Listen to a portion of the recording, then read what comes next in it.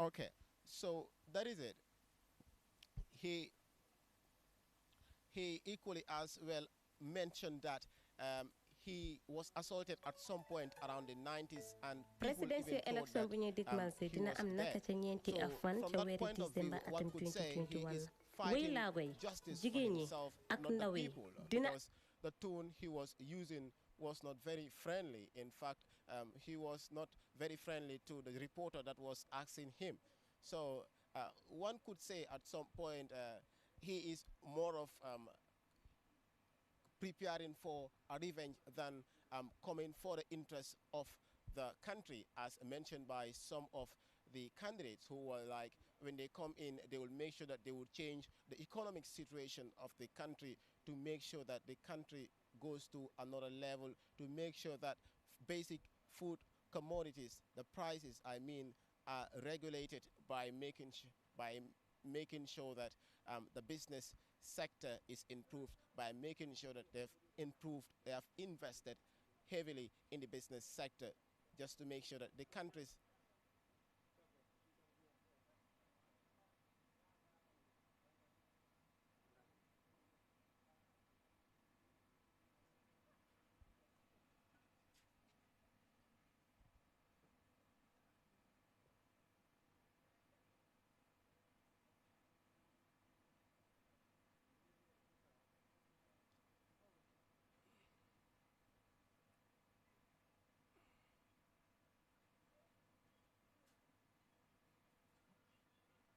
Yeah.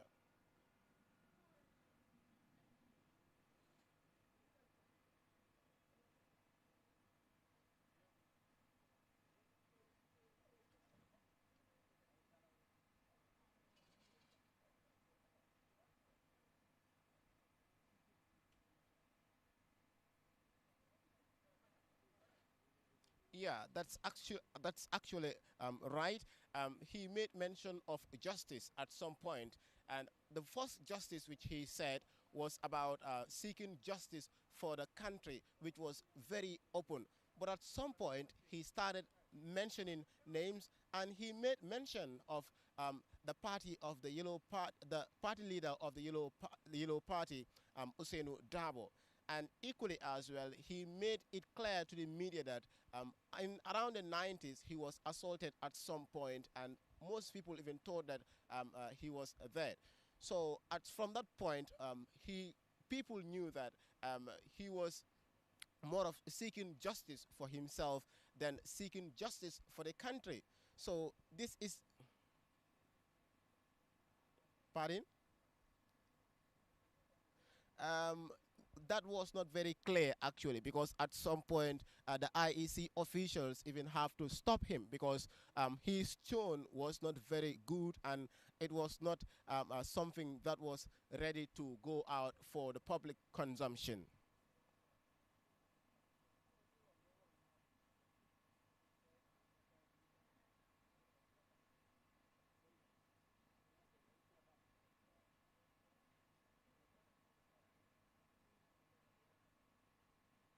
From what we know, the only thing he said, he would make sure that the country has justice.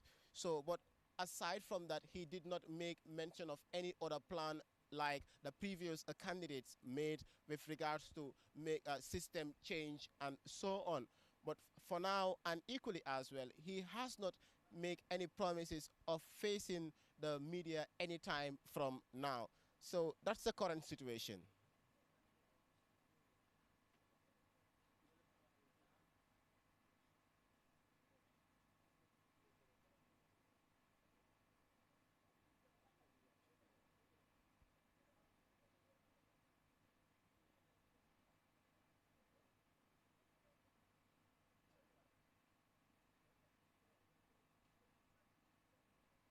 Absolutely right. People were surprised with regards to Mr. Kamara's statement, and the media in particular. I could see some of my colleagues who are not very comfortable with the way he was answering their questions, because he was like limiting them. He was dictating them as to what questions they should ask and how they should ask their questions. So this was something that was not very right, Because if you are a viewer watching it from home or on social media, you would know that there is something wrong, and that was when the IEC officials had to stop him in order to avoid a further disaster.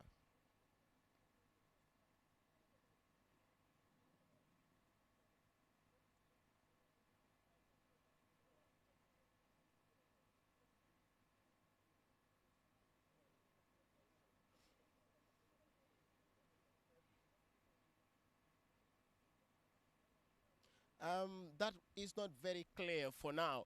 But what is clear is that the security on the ground is already boosted.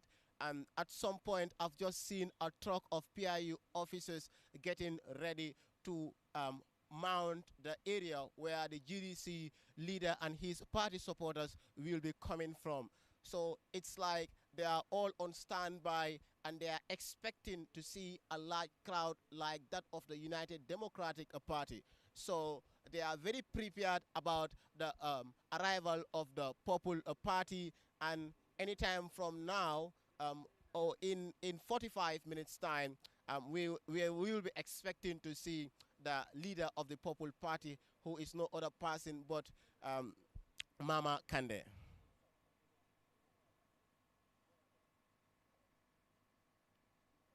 It's a pleasure.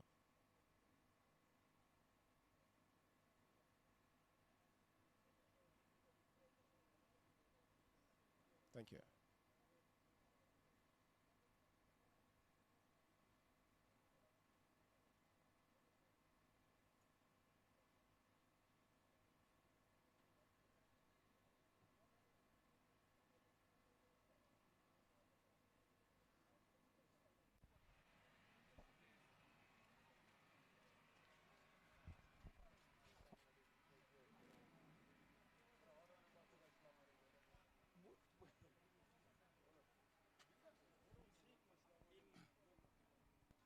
In television, you don't remove your own. You don't remove the thing that are Inside. attached. Fogo yo busigana.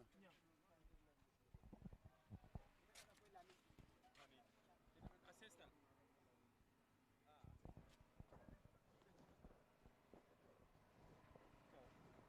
One more.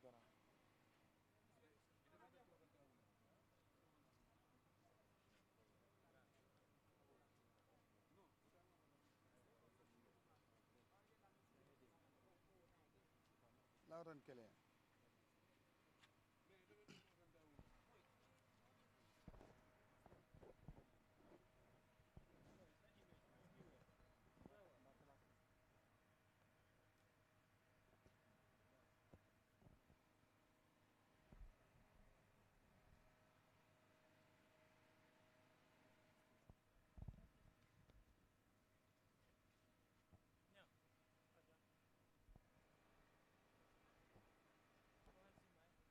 Mic test, mic test.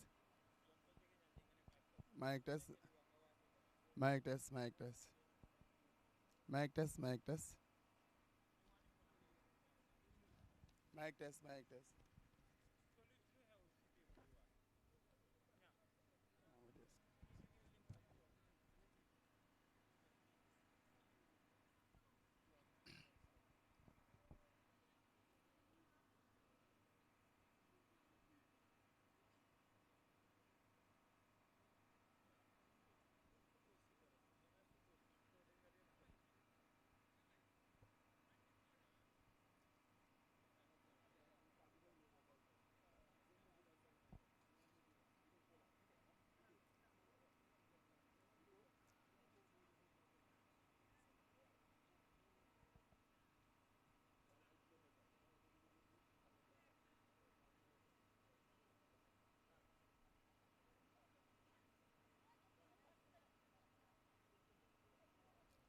jërëjëf Amadou maa ngi lay nuyu nuyu Binta nuyu ñuy seetaan ay Africa TV si réew mi ak si bitim réew comme noo ko waxee noonu la xewee fii si IEC Election House ki nga xam ne mooy Mamadou S Camara ñëw na joxe li nga xam ne mooy nomination am si jàkkaarloo ak Aliou Momar Ndiaye wante nekk na ki nga xam ne Amadou bu moo ñëw ifin police bu nga xam ne ñoo dee escort lii nga xam ne mooy candidate si ñëw nominate sax xàmmeewuñ ko moom dafa wàcc si taxim gàddu baagam daal di jubali fii nga xam ne mooy AIC ñëw na sax daanaka bay xaajal pour war a dugg si AIC si la ko gars yi xam ne kii mooy candidate Mamadi S Camara den si la ko gars yi escort dugal ko biir AIC mu daal di jàkkaarloo ak ki nga xam ne mooy Aliou Momar Ndiaye wax ak moom joxe kayit yi nga xam ne leen ko laajte bu mu li si problème mooy bu mu génn see pour jàkkaarloo ki nga xam ne mooy taskati xibaar yi di Mamadi S Camara bëggutoon a def loolu ba daf ne bu ko kenn laajte am na sax benn individual journaliste bu mu doon laajte waaye li ñu ko woon mooy ne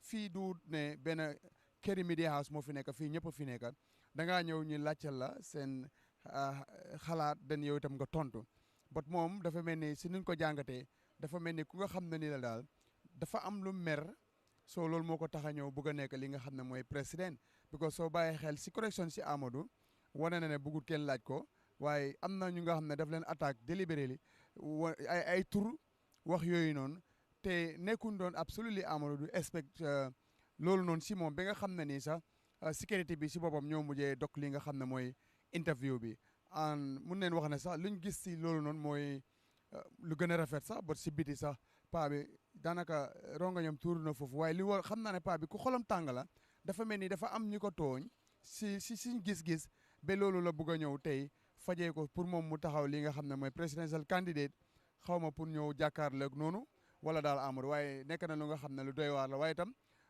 nii leen ko gisee tam nii leen ko jàppee rek because wane na mu ngi 63 years soo kooku du xaleel am na lu tax mu bugg a ñëw taxaw candidate waaye amuñ opportunity pour laaj ko parce que mayewut loolu noonu Amadou waaw.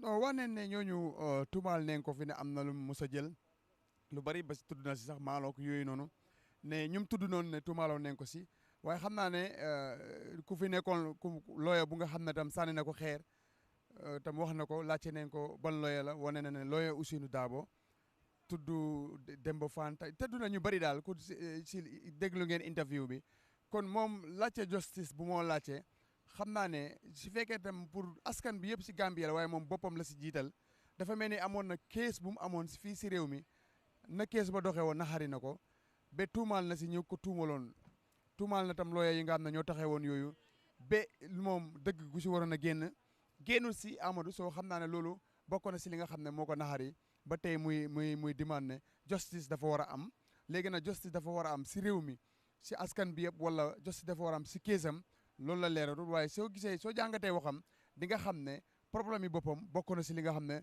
jiital na ko si mbir mi Amadou.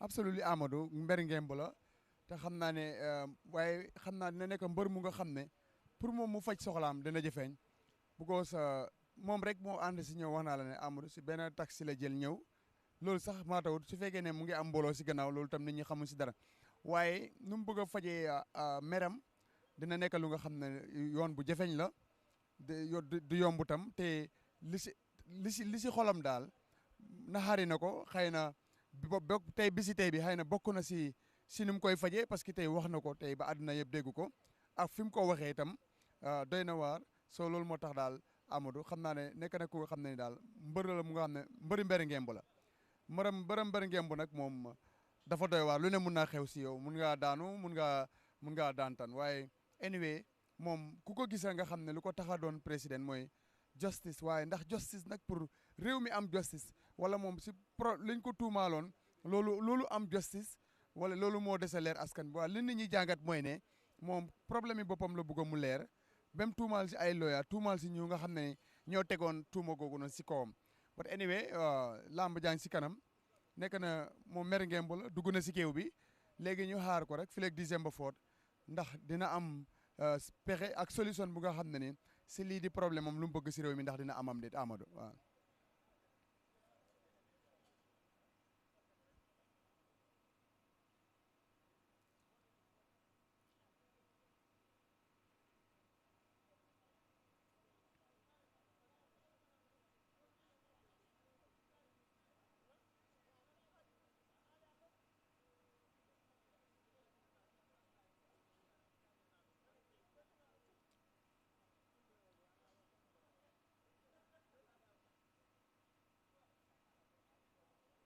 loolu lu leer la Amadou because soo demee fi nga xam ne mooy force barrière bi di nga gis foofu noonu léegi mun naa la wax ne GDC is two color because pink bank fa ba pare itam green bank fa ak nataali former président bi fi nekkoon loolu bëri na trop fës na fa trop si fi nga xam ne ni foofu leen toog di xaar ki nga xam ne mooy seen leader because pink bi tam mu ngi fa yoon bi tam di nga gis ne gars yi prépare nañ ko bu baax a baax xam naa ne si kanam tuuti Amadou ñii di GDC ñoom tam bëgg nañ wane seen boppa bëgg nañ wane ñoom ñooy ñan bi nga xam ne ni nit ñi dinañ xam ne kon GDC mu ngi fi looloo tax tey mobilise bu ñu jël ak waajaay boo ko gisee si yoon bi ak right now ni boo demee fi nga xam ne mooy fu police yi taxaw nga xam ne foofu la ñoo xaar seen candidate di nga xam ne ñi seen lii yàgg nañ koo tooga te nekkul lu nga xam ne dañ xëy rek def ko waaye daal soo fa demee saf na GDC wante saf na lii nga xam ne mooy APRC because minute ni APRC ñu ngi fa te luñ sol mooy li green waaye li si bëri si ñoom ànd ak nataal bu nga xam ne mooy former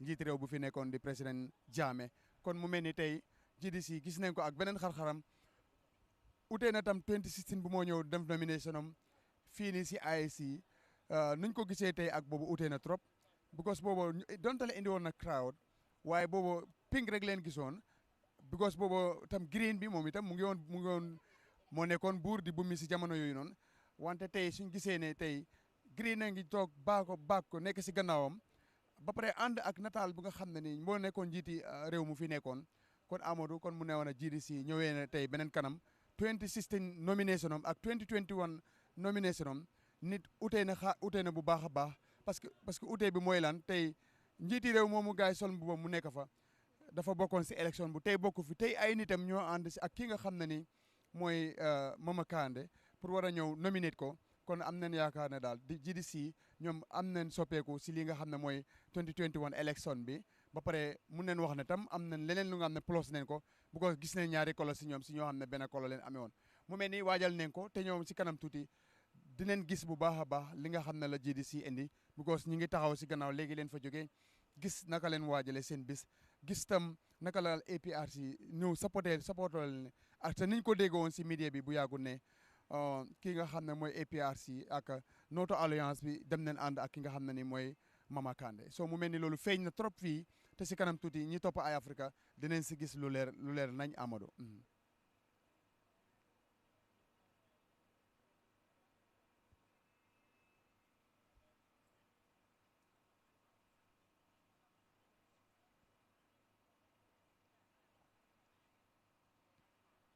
waaw mun nañ gis ñaari yëpp because mbooloo ak ndiiraan dafa important si nomination bu ko Amadou nomination mooy tuusi làmba ji la yoo xam nga lu ma bu doon làmb tey mooy tuus mi soo mbër nag dafa baax pour buy dem tu mooy bàkku bi soo dafa baax nag tey bàkku boobu nag ñu jox la ticket ne di nga bokk si combat bi December 4 yaa ngi si mbër yi war a bëree soo dafa baax tam pour sa militaire yi ànd ak yow den def ndiiraan wala def mbooloo daf si am solo Amadou ndiiraan politicien ndiiraan daf ko jig mbooloo daf ko jig waaye politicien bu laa wax ne bëggul mbooloo wala politicien bu laa wax ne election is not about crowd kooku moom bu ebu mu jàngiwaat leneen di election because 900,000 Gambians ñoo register Amadou te ñooñu candidate bu nekk boo soñoon di nga am 500 bi ñu sànnil la léegi 500 boobu nag Amadou ndiiraan la mbooloo la den soo toogee nag nga ne loolu du politique wala loolu taxut nit win wala di election kooku ay waxam jar na seetaat te absolutely mbooloo dafa bokk si li nga xam ne mooy élection loo xam ne mbooloo mooy tax nga am ko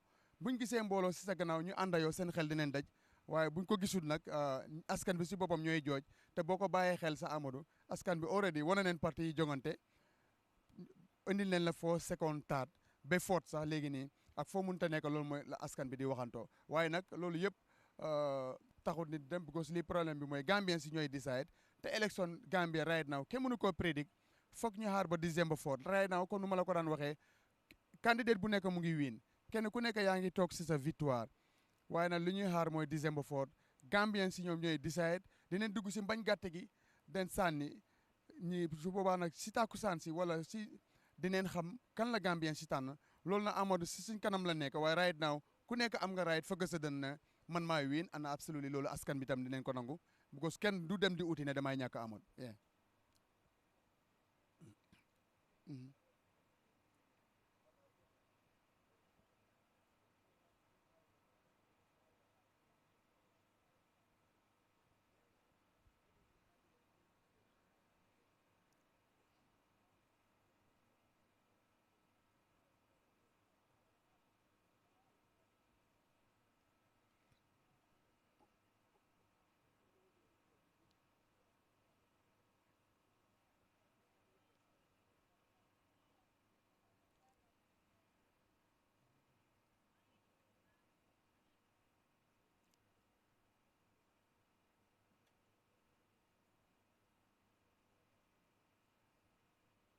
Amadou loolu moom am na ba leer na te because lu ko leeral mooy ne 2016 président Jammeh dafa jëw def nomination ànd ak APRC Green bi so 2021 APRC xar ñaar den ñi ànd ak Fabakary ñi ànd ak président Jammeh ñi ànd ak président Jammeh dem ànd ak ki nga xam ne mooy Mama Kandeh kon already GDC am na différence or nit ñi óor na leen rek am na utee 2016 ak 2021 élection bi because lu mu amoon 2016 ak lu mu am 2021 dafa utee because parti bi nga xam ne moo fi nekkoon jiite réew mi ñaar fukki at ak ñaar président boobu tey am ñum àndal ñeneen ñi demee boor moom mu toog ne moom ñum àndal ñi dem jàppale ki nga xam ne mooy Mama Kandeh kon 2021 élection bi GDC gis nañ si seen bopp bu baax am nañ si lu nga xam ne nii rafet na ñoom seen lu kowee seen jortu because musuñ doon foog ne ñoom tey ki nga xam ne président ba dina joxe direction si ñi nga xam ne ñoom ñoo ko gëm nekk si APRC joxe direction pour ñu dem ànd ak ki nga xam ne mooy GDC kon ñoom bu leen neexee mun nañ wax ne seen élection 2021 ak 16 utee na bu baax a baax Amadou tey itam nit ñi xam ne ne utee na because ñoom rek ñoo àndoon ñoo waaye tey soo gisee green bi tam nekk seen gannaaw plus ak parti kolo bu ñu xamee GDC li nga gis ne ñoom bokk nañ si ñi nga xam ne ni am nañ soppeeku seen élection 2016 and 2021 utee na bu baax a baax tey liñ fi gisoon 2016 ak 2021 Amadou is absolutely different yeah.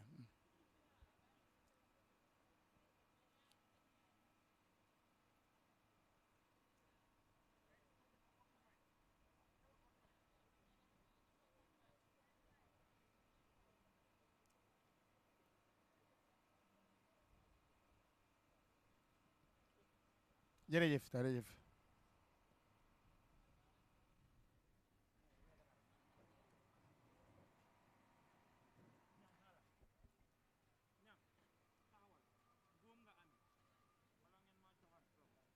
nga ne waaw maa ngi ñëw ak moom di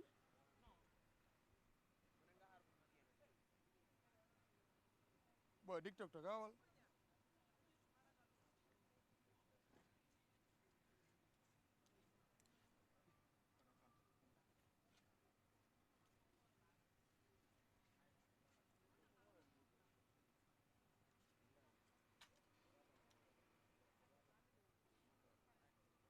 Mbor suma poos bi xaalis mu ngi foon ne te yow yaa fa dugal sa cable bi gisaatuma ko maa ngi fa amoon taw 5 boja mbali fin bi du ko ko wena dum la min fana kan sene ba ma ka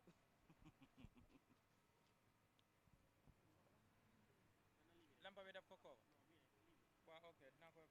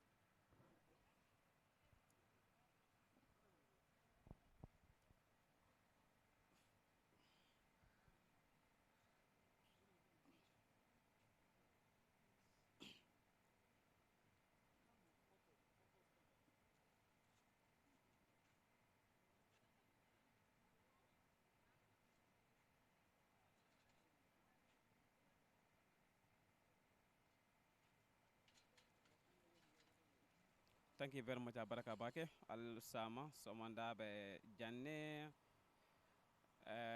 fengo be commence nyamele comme folo lumina nga commence nyamin bi fana comme ko kata nyamin bi fana nga continuer won nyama e mbama satala tentulam ba jeel because mbe hamen ko min ko banku do ko lom binta e bi binta mi folo min nata nan AIC wala kata Mr Mamadi KS Kamarati e tumo min nata nan jangolo ninde ko nga fayna AIC la loran kan wala mu kayto ti amanke multi bare kayto wala kummayata because kayto wala nyanta ka tandi ko IC beta dandana ke tandi banko molla wo kamala tumo min nanata nan so manda media bendung anim police wol yel do ko ke bawo mo beni la fansun do ko lom min be janto wolo nindi ko momo wala jule dila wala momo wala fannala dila ya tambe ko be nyata ka sambanyame birana daftara IC lani IC lo nyastilin tanyola ye min kaca wolo nen ko kayton sula mina foni be natala ay bankero ko katande ko ani be le nata nan e butum bira kaytol be somit fa pareta e nyinen karol keta vodas katol la wolbe mutala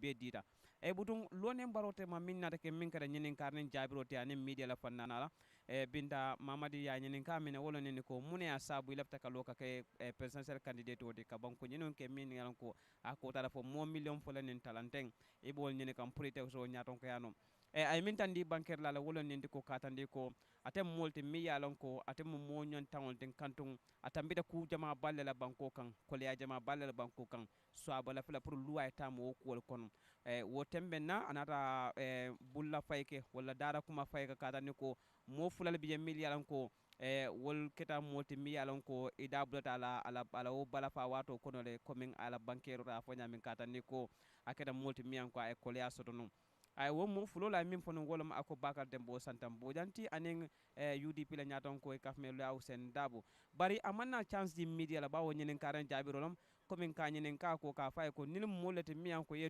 tumir nya sifa nyaadi lom e dunte la kol ko nyaade wala ni nyoso nyaade le e budun amanna wofo e butun min mu kuwo beti wala nende ko kanyenen kanum fana katande ko fol do ko ke masa kunda kono kat ni keta ku kono e ko mi yalon koy buladen ku sifal kono ngamira mollo mi an ko do ko ke masa kunda tole bari amanna son ka wonyenen karake ako atem molti mi yalon ko bar ni ajibi ala ko fana to ala dantero fana ala kamta ko momi an ko momba kamparim fana e bari amanna son ko ke planin media jinin kan jabiro ke kono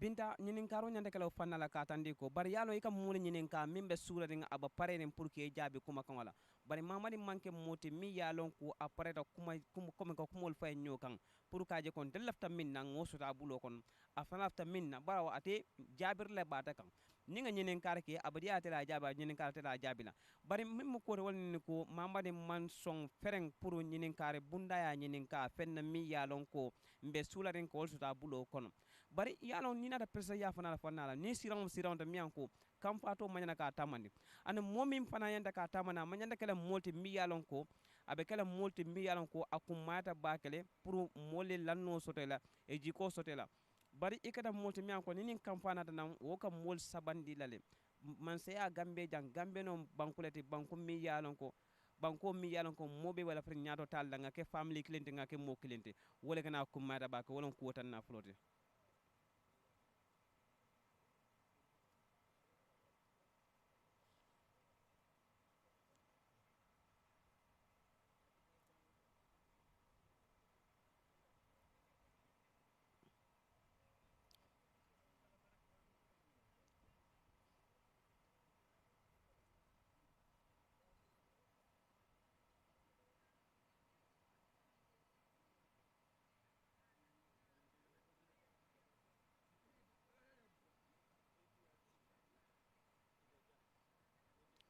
at this moment right now, the GDC aning not coalition media lan ko wol ko ito not coalition APRC lote wol fana kafta nyo kanne at this moment tilo ba kande binda hanen nya fo ngaje pour ka kame jibe sometimes aka kolea da man bari yalon tilo la kando manyana kasa baw wobana do ko konal bari GDC fe saybe dum kan nan saying comme nyanda tara jankabo 11 o'clock kala 11:30 andun AIC la wo tunkungol wol kumata bakele ato 11:30 fana ika montor wadi kelne bula patinin patitema pour isa nel bora damento e seno jedo sa yambe sa tankano bari kunun ngamin fongo je wo kumata bakele wo fongo en se wo bakele ay nyo diandi min keda wolon ko politicien fulol bente nyola fula ko ta binta yayata nyoy binta wo kumata bakale mande non ko fonsa wo fo kat won fenen mi yalon ko bala firgo sifale banko kan GDC fela kana nan anin delegation mi yalon ko say man fa bake buton ngamiram bol fana jialale buton ngame nyinin karan jabiro wo sorlota because mama kande molte mi yalon ko a lota ka banko nyinin sanji dan tan ko manto 2016 na lota pour ka banko nyinin andu ngajele ko ay fanko min sodo lado so APRC la dol fana ka mutade lada kan bare ngamira butu wo kay ko men ningol kam fo kuro ka koy kolondal to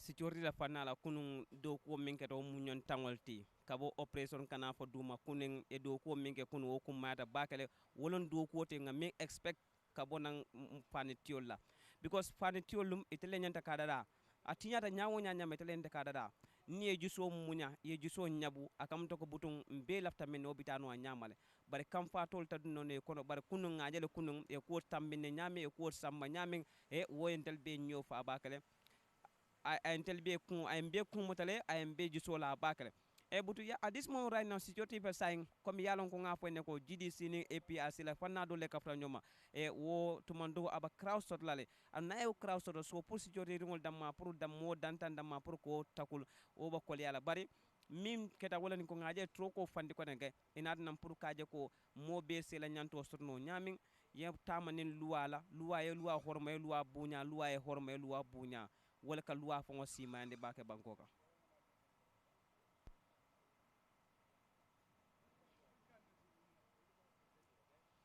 thank you very much binta assalamu alaikum malan sonin ko wada ko nangir ay africa tv e lenki khadi de wona at ken dingira bane kay umena umbe gati IC ko ci seden ko kadi kenya ni ka gore kebe imarante na ko ci seden jamane ke kamma a daru oda warya UDP do padi tan wana kunyalli ka lenki pati tan ali pati na gadi kunyal na kawarne sere hana kebe gadi kenya ni mamadu KS kamare aga gari adi ada ta hakan kutu nanti ko i kawo mundunde jamane ke kamma ka jamane ke ni dingirai i ke ka gambere ma ko nane ko akeni gambere ma nya ko soronga mo gombe ka oda ku humbe ko digame ke no kenya ni ke nanti ko angara kaytun ho ho gambe ke anda na buren ke anda soron ke ta humbe meni tammundo hillonga kenya ni anga kaytun kube bagande ay sidantirne kaytun kube kunya kummanten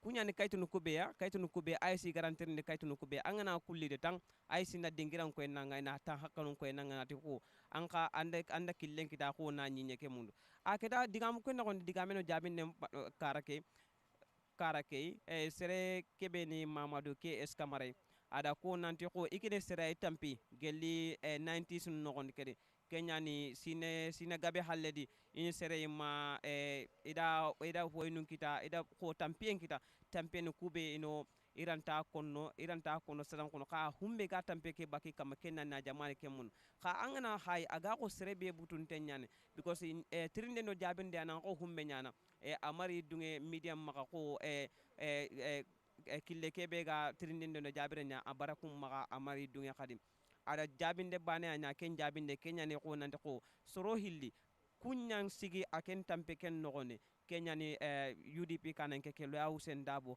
ado de baka dembo santam bojang aka wala atinne humbe ku ma enyi golni man sakunda ken nogondi ba ma mana kanya ando ku de mekita kammo ka atinta ken jabini iten jabinde nyana ken aga bo sala ke me anyi wunu aka odo hariya odo humbe wari kenya ni odo humbe war kenya gambe jamane ke gambo gombe se suga kata jambe jamane ke muno anyana serenya humbe buten ayan kante nyane serebe buten ngari duraga serebe ga kata kana ka hunyana kenya na gambe dengan ka ga itikenga ho honta gambe dengan kane gambe ni maren debe nyaay gambe ni maren nyime nyaay gambe osunu sa ka habe oga ho ho nyana sunan ka kapamme kama anya sa khabe gambe randa telle gambe randa telle sere bani halle gambe randa telle te pati bani halle ka gambe ga daga na humbe kane kenya ne ko osuna nya bani wana jamani ke golle ke dingiran siren bake aga mo message kun mama kande ado APRC karatan no humbe ka humme kama ko nanti sasa o kuna ga mo gombe wona jamani ke munna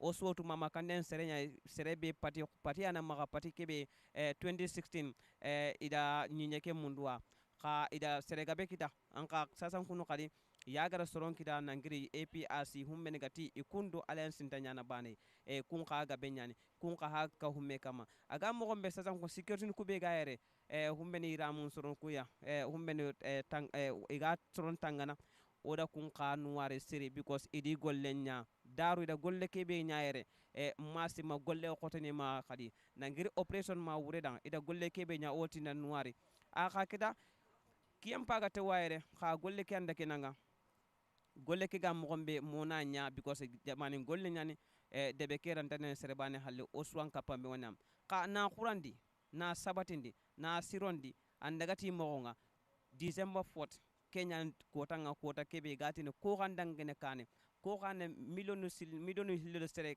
kutedde ngene kane because Gambia sere bana ko wa dengene ka golle nganari angana sere bana to ko sere bana no golle ka yimman ka ku sere bana andagana ka golle kenni sere su khalle nyay a wa kanwari siri kanwari Africa TV live nangiri election house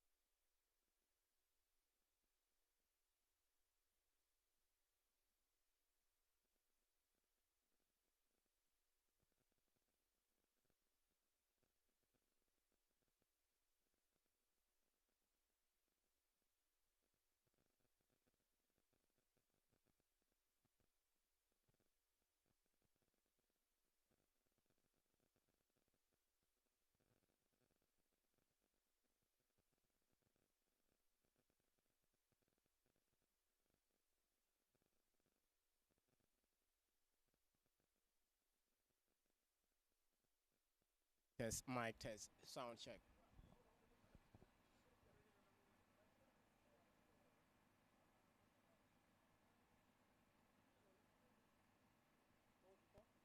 Sound check, sound check, mic test, mic test. Thank you very much, Amadou. It's interesting out here as the Popular Party supporters have already arrived with several party supporters around, all waiting for the time scheduled for the IEC so that they can come and join the IEC nomination team to also witness the nomination of their party leader, who is no other person but Mama Kande. So it's actually very interesting, and the security is also on standby, and they are making sure that everything goes well, everything is successful, and what happened for the United Democratic Party will not happen again. So this is what is happening on the ground, and anytime from now, we would see some of the party supporters of the Popular Party and the party leader himself, Mama Kande, are coming along to face the IEC nomination team so that they can file in their nomination application to the IEC.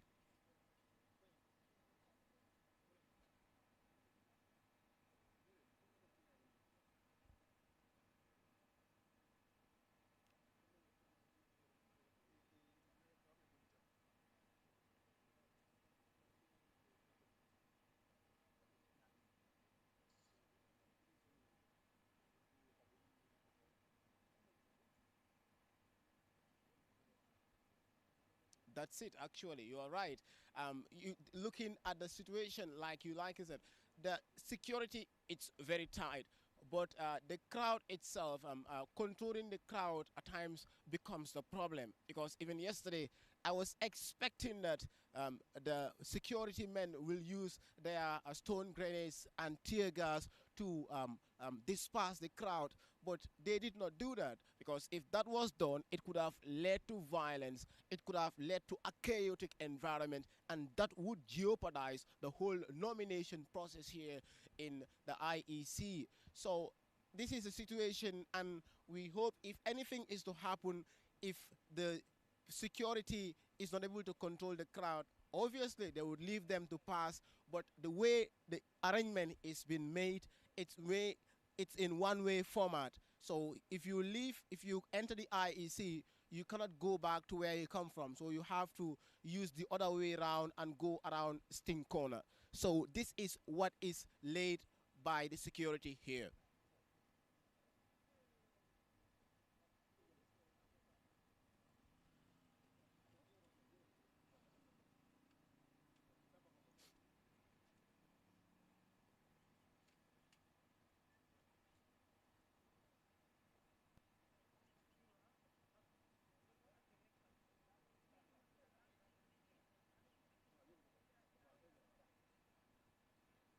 The numbers are quite significant, Mr. Amado. Here, we could see several party supporters of the APRC party, the Green Party of former incumbent Yahya Jammeh, who is now in exile in Equatorial Guinea.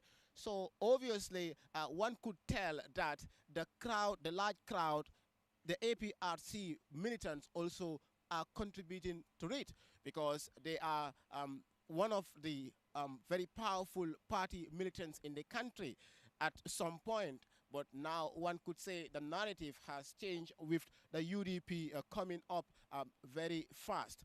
So it's something else.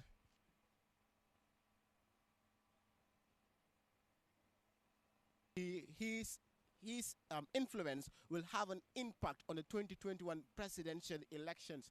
So, despite the fact that he is in exile in Equatorial Guinea, but his words count a lot. His decisions, people are still listening to him, they are waiting for him, and any decision, any new decision he happens to make, they will take a turn. Don't be surprised for that, because he has been very influential in the country, and still till today he has that level of influence with his militants.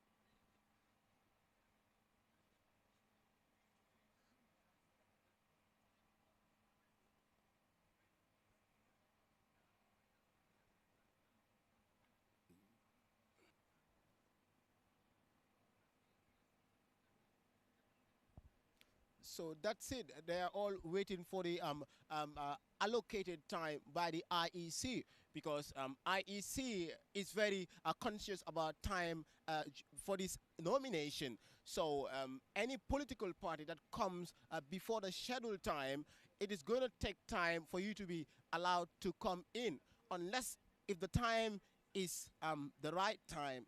But if that is not the case, for you to come in, it will be a problem, because you have to understand that Mama Kande is not an independent candidate. So for the independent candidates, normally they don't come with a large crowd. Some prefer to come alone. So that is the barriers. But at some point, for the case of Mama Kande, he is not an independent candidate. He has a large crowd behind him, and now that he has formed party, came out in their thousands to meet their party leader to see him get nominated. So one could say he was overtaken by the crowd of the Yellow Party. So, but yet still, when we come to the side of Mama Kande, his crowd is equally as well growing as we speak, because he has already come with the party militants of the APRC who are saying no to coalition with the NPP of the president. So this is what is happening. But for now, I don't think his crowd could be compared to the crowd of the Yellow Party. Maybe later we would see a different crowd, but for now, what we are seeing is a fact that he has a crowd, but it cannot be compared to that of the Yellow Party.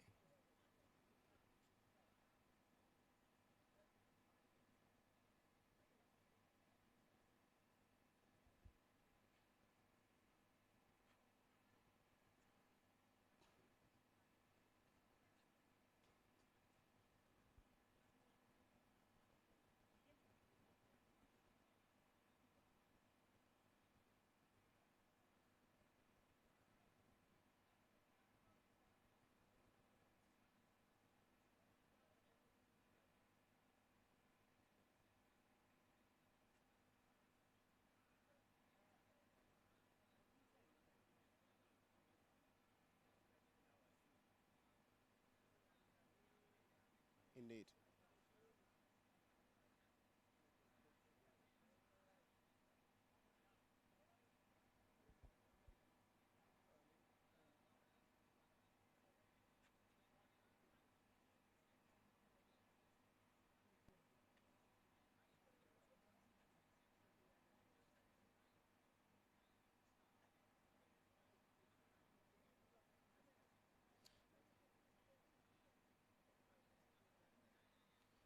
It could be, as I rightly mentioned yesterday, the UDP has broken the rules. So automatically, if any other party is to come, if they do the same thing, I don't think the security officials should see it as a surprise, because it has already happened, and it is something that they did not react to. Because I was expecting, as I rightly mentioned in the earlier on, that the police officers will be using, or the PIU officers will be using a tear gas and stone grenades to stop the crowd, because it was like a marathon of several thousands of party militants all heading towards the party leader of the Yellow Party. So today, if it is to repeat, it's not going to be a surprise to the security officers, but like I rightly said, the situation on the ground is one way. So if you come to the IEC nomination center, it's one way.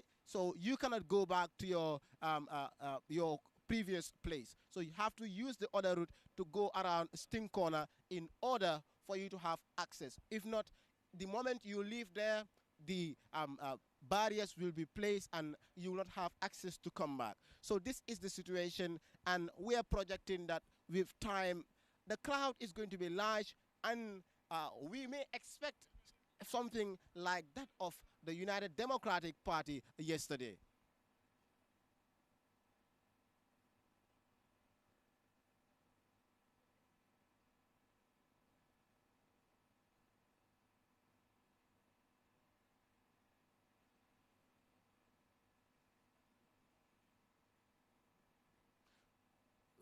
That would be something else, actually.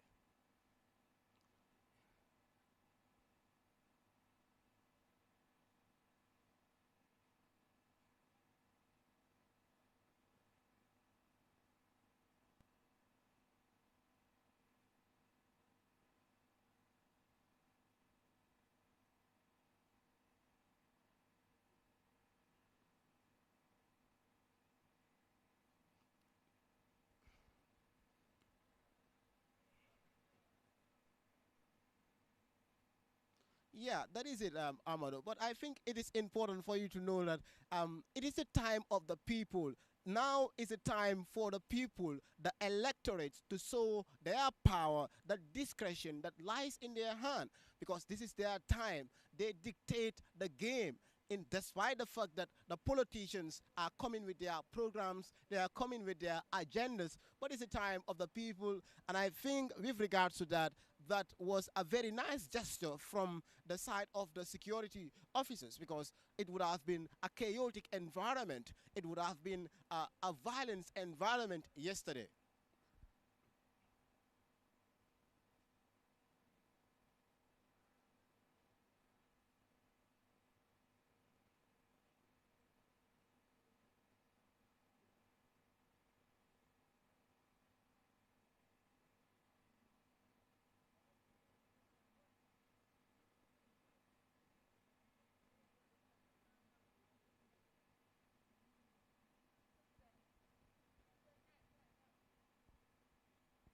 Mhm,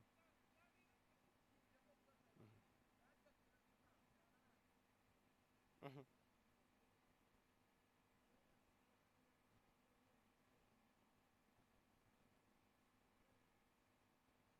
It's a pleasure.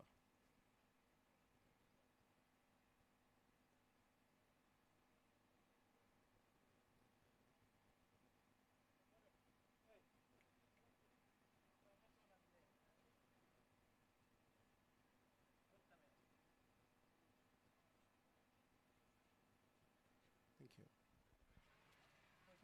you.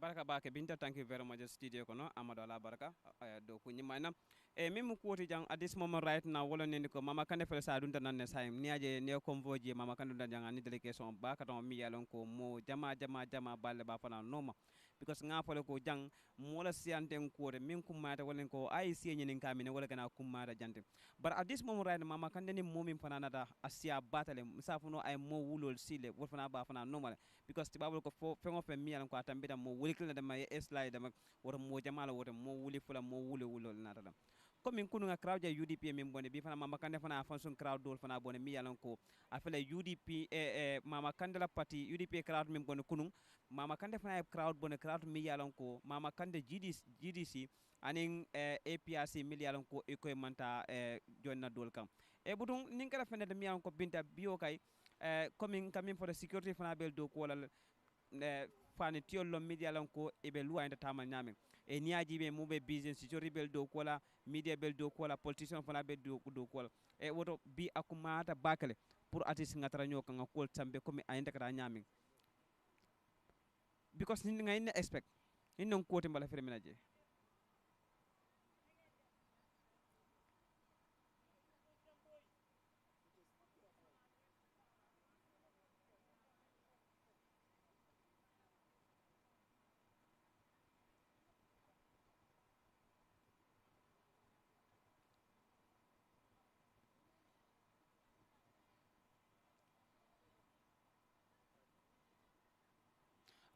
binta wo kumata bakale wom jabiro pour ka di a sonera bakale mimu koti wala ninde ko momo bel do ko ke kam security li yalu ne be do ko ke kanyam because ni ya plan ne andu ya train ne fona ni ya kalam do wata me do mo keme woro fo min siata woti ye wol train ne num pour abe mene pour ne election o isaje non nildi paro ni fenkol won sa tankano wala because nildi paro ni fenkol ni tia gas pol man sense make wo man simfata mo la hadama dia nyanton ko min kumata wala ni ko ngado ko mbem gammenolte security blado komin man nin kol kam min folom comme jalba ka fanya min ko nin julu boro be ni mote ma do yamfandi do ya contende bare wala ni ko julu boro flol be ka continue nyola so wala ko te mi yalan ko nim civilian wol ya continue si yorti ka yomfanden nin si yorti ya continue civilian ya yomfandi nin non taram bulo de mi yalan ko man nin kol kam min folen ni ko ila tuwo e kan wala tuwo ya amanke comme min do saga tuwo bala non de bare tuwo dia yeah so wolon kote mi yalon ka kumada baka at this moment right now security ko bel do ko ke kan andu mamira tanaba kala because nga jikoto security ko nyande kel do ko kala comme professor ye train nyaming wo kumada baka la binta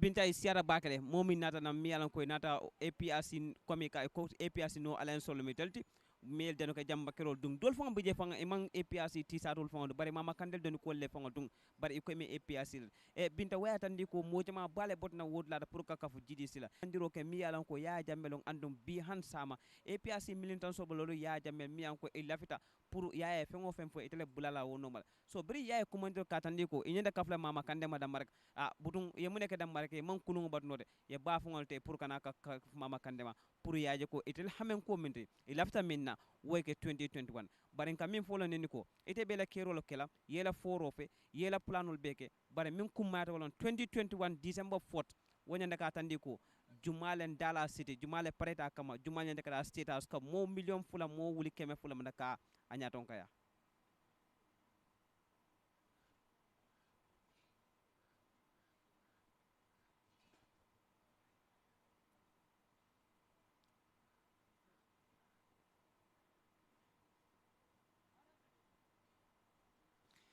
nin dawoda ka problème ñini wol bijele bara IC wolle fonga problème mo fonga sonandi fonga beti because ka min fay wala ni ko in sura da kaytol min wol da ma fena ini la molla siya IC ma wodla jibe min kumata IC ya kaytol mi yalon ko pour mol batandi la kon telefona bete fasala ka tane gammeno la ko telefona ngete fana bambul pour daytara mol kono ka banko ñini IC ka lo tun ko ngoleta wala kumata IC ya IC ka do ko be mu de ka be di police wala police ñanda ka control ke ya fo police lafta inna la nim yo fo da marak ab IC ka da wolto itel kala kuma kan di police do ko tamandi civil fana do ko tamandi wala nen ko momo ni la nyanto la momo ni la taram bulolam momo ni la lod lalam o ko matal mama fe sadun dal saying ya mama dun dal saying adis mo mama dun dal saying ngamel nim muntanan afele bunda dal sayna security li be bunda dal say ife kana dum bawo ngalan ko 11 o'clock anyanta tarajan to 11:30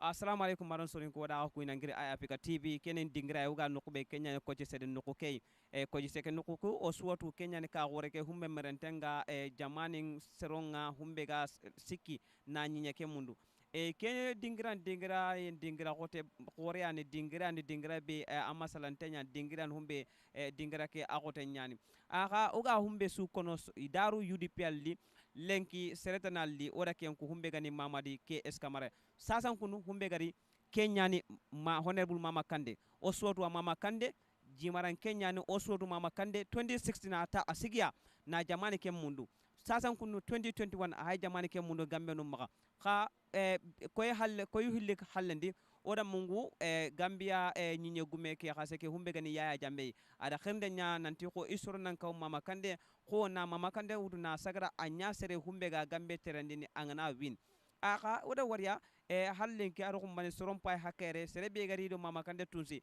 sere gabe ande otini wujunun konto nya khay sere be gari na mama kande tunsi kenga benyani oda warya yudi epiasin kollia epiasin kollia mama kande soron nyimeria kunsu kahime kam ko nanti o ko hama sere wara oda sere banen be war kenya mama kande kenya kata kenye degen kha oga humbe kon hada mare munda gamme nda kenya na soron nangabo digamen logo kempe di huwede ay sigara kaytun ko be tra kun kayta angara kun kita tan era wan ko ne gamme nanti ko ko kha oda ke wutu tam mundo hillo kenya ni gambe na katen seden sirada humben kata gambe dengene humben kata gambe gilen nun ko tana dina dengen tana kare a kem mo gondi oga humbe kono sorone kenya ni nyinya kebe gambia oswa gallenni anan kawanya dingra kebe humbe ga dengene anta munguta yin kollam bane khana mungunti ingana kita gambia swanem GDCT mama kande kenya ni right passing honti i right passing ni patile danyam kha lenki ona GDC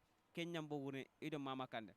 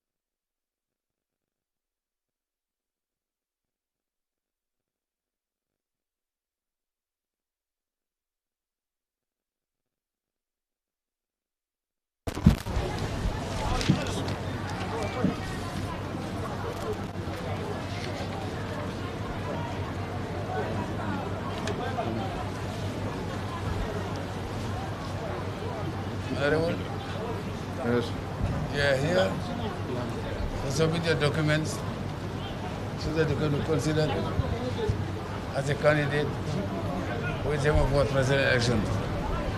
Let's have your documents, please.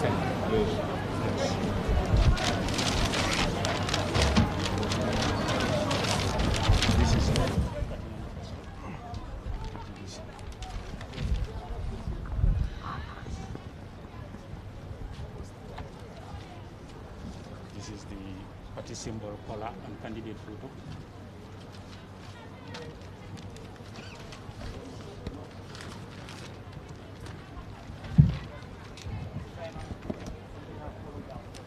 Yes.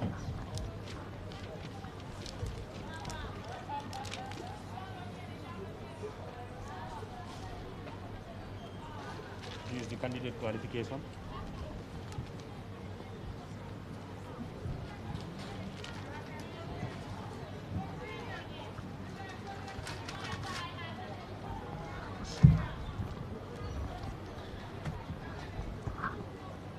This was part of the forms that we received from you.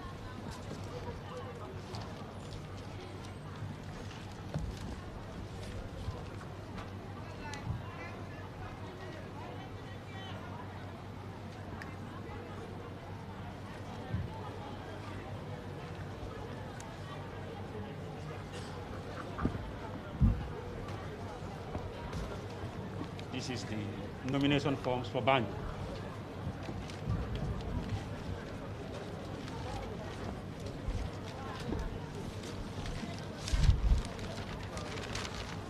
This is nomination form for URL.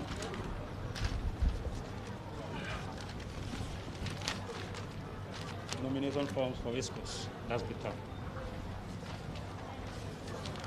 Nomination forms for CRR.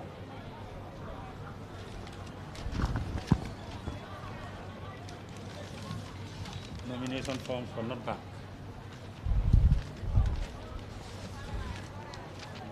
Nomination forms for LRR.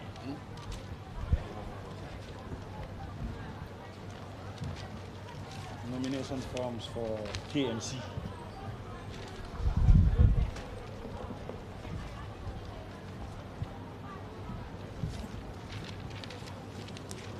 What is wrong with that form? Something wrong there? I'm not with your warrant.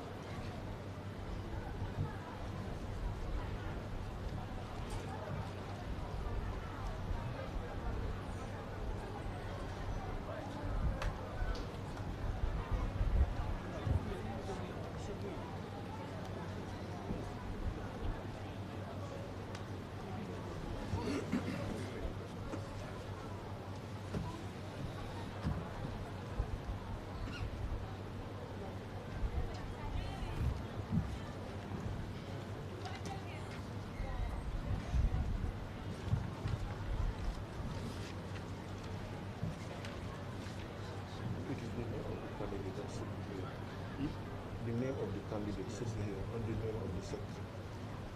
Of the campaign itinerary.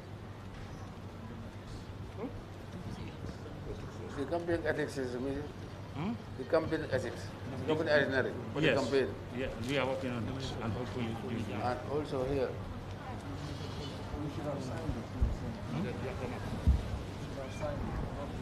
Name of Samba should not be there, but the name of the candidate. Okay. So we can get you another one. Yes. Okay. You correct that later. The name of the candidate, not the administrative staff. Okay. I think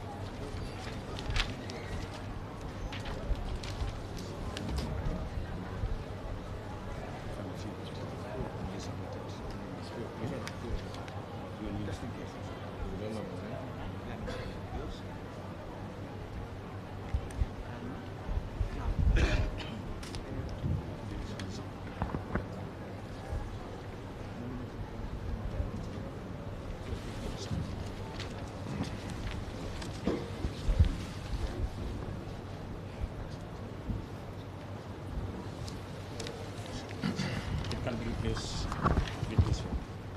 Thank you.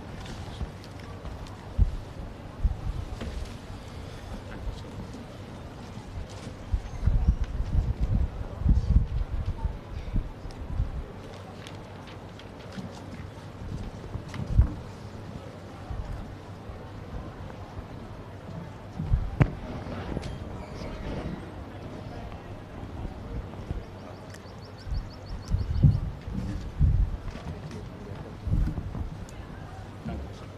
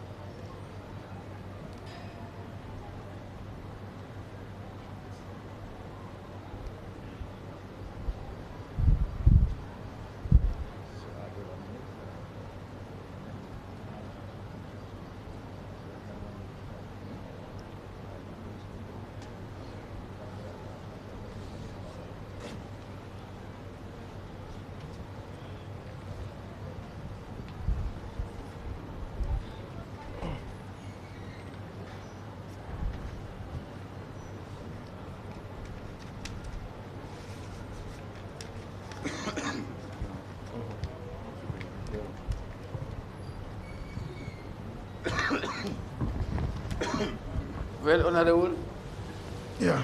I will give almost the care of you. This is the acknowledgement receipt. They are subject to public scrutiny come Saturday. Thereafter, we'll communicate to you. Good luck and God bless. Thank you so much.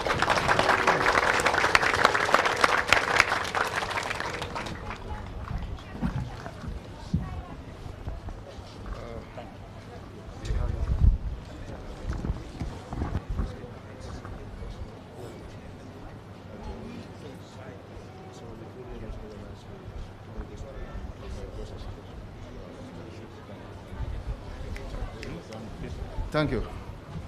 Come on, Benji. Thank you.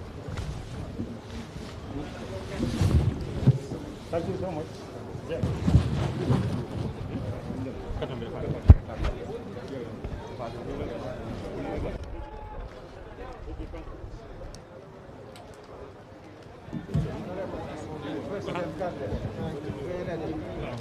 No. Leadership something next.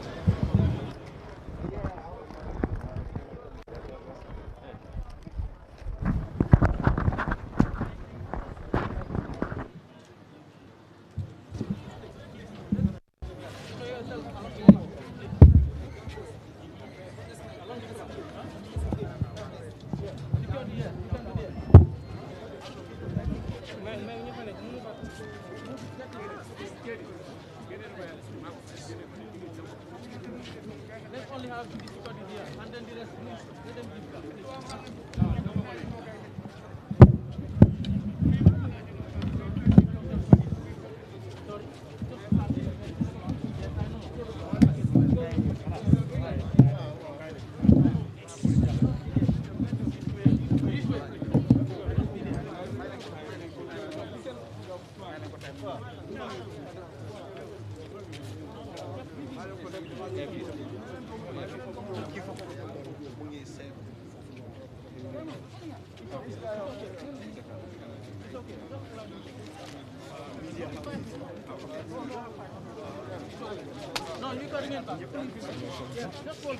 Good morning, everyone.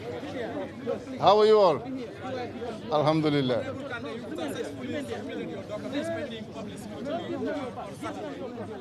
And we've seen you accompanying the large support of the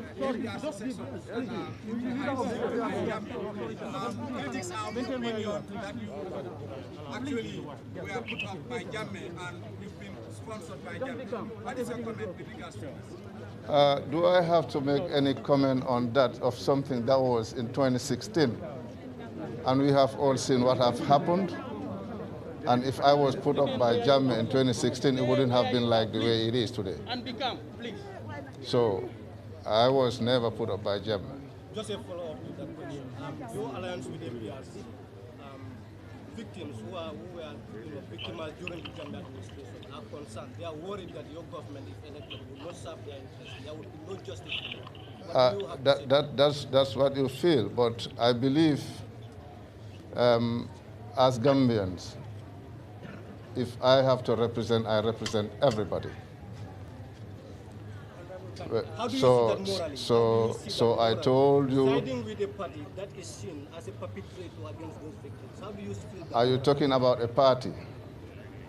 I believe these are Gambians who you cannot send away from this country, and you are not better than a better citizen than them. Excuse me, you are talking about a party. Who are in that party? Are they not Gambians? So let me help you here. I have made it very clear that those that have come up with the name TRRC, I believe they have very brilliant ideas, and I am in support of the TRRC because the meaning of TRRC is to reunite Gambians, to bring Gambians together after the truth is been revealed. So we have to reconcile. And I did not create the TRRC, but I believe those that have created the TRRC, they know very well what they were doing, and I think it was a brilliant idea to think about reuniting Gambians, and that is a reconciliation. Thank you. Can you justify the legality of your alliance with APRC? I am nominated under the ticket of GDC. I am nominated under the ticket of GDC. I think that is clear. But you went on alliance with APRC. If it is legal, we want you to justify that. This is what I'm saying. Which APRC did I went with alliance? Can you prove that to me? You said no to alliance. You are talking about another group. So please. Yes. We are going to fight corruption to the latter. How are you going to fight corruption in Uganda? There are many ways how to fight corruption. Since this country, since this current administration came into power, we haven't had anybody been fired or dismissed from his or her position because of corruption. And we know that corruption is rampant in this country. In case you happen to So, are you going to make elections when Gambians participate in peaceful election? You are a politician with so many followers. What message do you have for Gambians? my message that I have, not only for Gambians, but as my colleagues, political party leaders and candidates, my message have always been peace. And everybody can attest to that. And without the peace, we cannot achieve our goal. So I hope every Gambian, all political parties, would want to, maintain the peace and tranquility that the Gambia is known for. So are you saying there is no alliance between you and FDRC, the breakaway faction, backed by Jammeh. This is what I'm, my memorandum of understanding, you are talking about a breakaway group. This is not a registered group. So I think that is clear. That is why I am nominated under the ticket of GDC. That's very clear. Yes. Do you have any agreement to provide amnesty to Yahya Jammeh? Well, I don't know where were you when the memorandum of understanding was read, but nothing of that was mentioned. So you don't have any agreement? This is what I'm telling you. Nothing of that in my MOU with them is mentioned. Suppose you are elected today on December 4th as president of the Gambia. Could you give us your 3 immediate priorities that you will be about? First, to reunite Gambians, we are so divided. We cannot develop this country without unity. And a GDC government will try and do anything possible to bring Gambians together. And whoever becomes the president in this country, if you are not making any effort to reunite Gambians, you will realize no development. The second thing is the health sector. We have seen the situation in our health sector. And I think this is a priority. Education and agriculture. I thank you.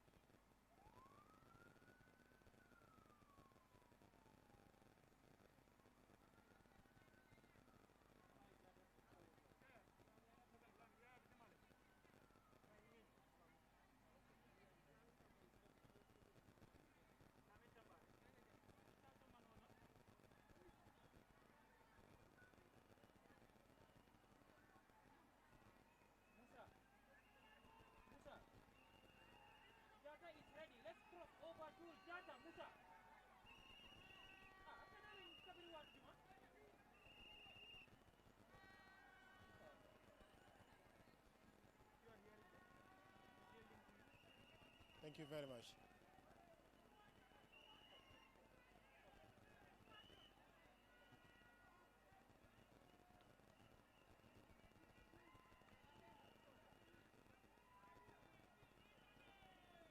Yeah, thank you very much, Amado, for that.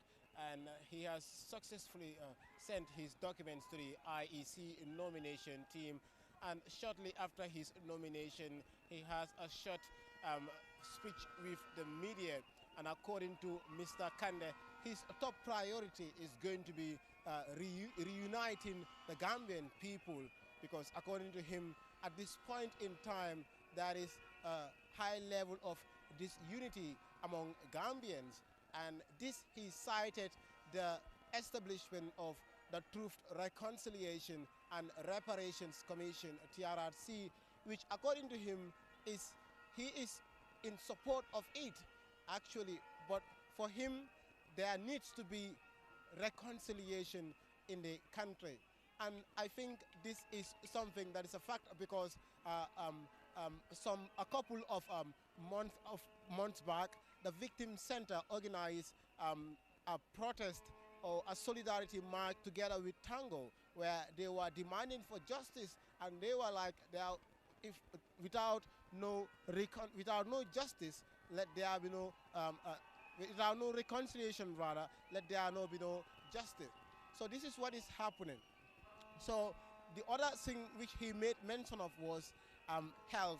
He said health is going to be his top second priority, and because of the plight of women and other Gambians in the country, and as well he made mention of agriculture, trying to improve agriculture. As you know, with hunger, it's going to be something else. So currently he is surrounded by his party supporters, who are all cheering him up, giving him a rousing moment there. So it's interesting out here, the ambience all together, added together, it's just interesting.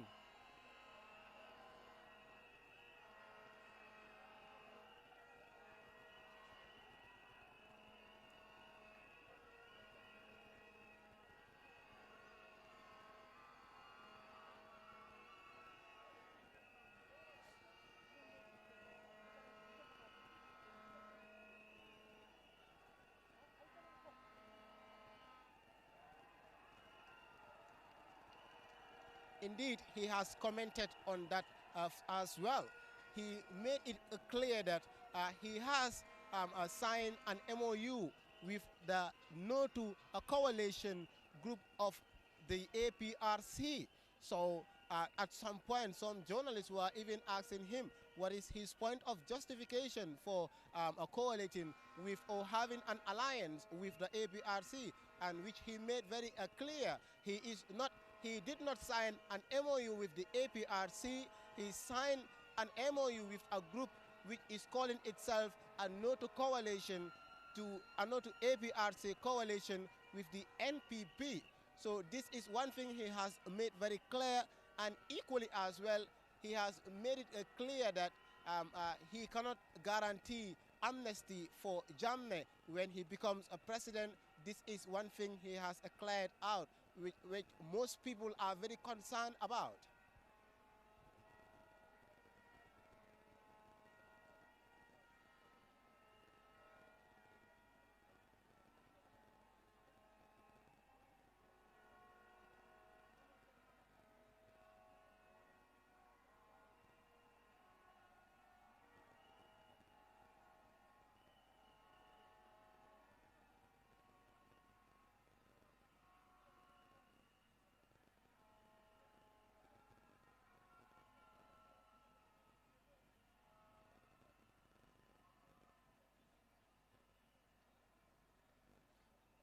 As far as my eyes can serve me, I've not seen any member from that camp here.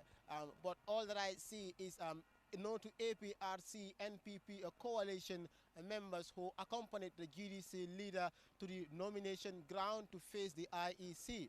So that is what is happening, and currently they are with him jubilating, and that is what is happening.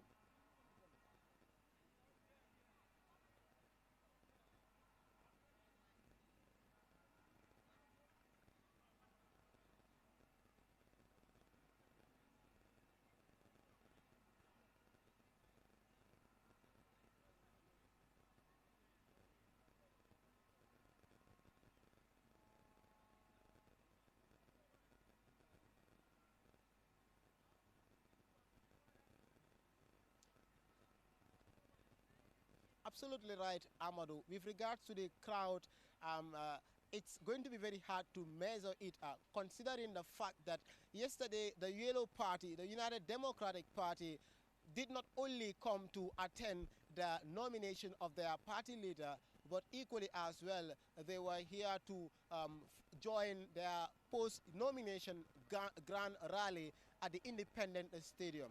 So you can tell that you expect to see more people, more party loyalists, more supporters of the Yellow Party yesterday here than that of the GDC. So despite the fact that the GDC has a crowd, I think until today, you can't compare their crowd.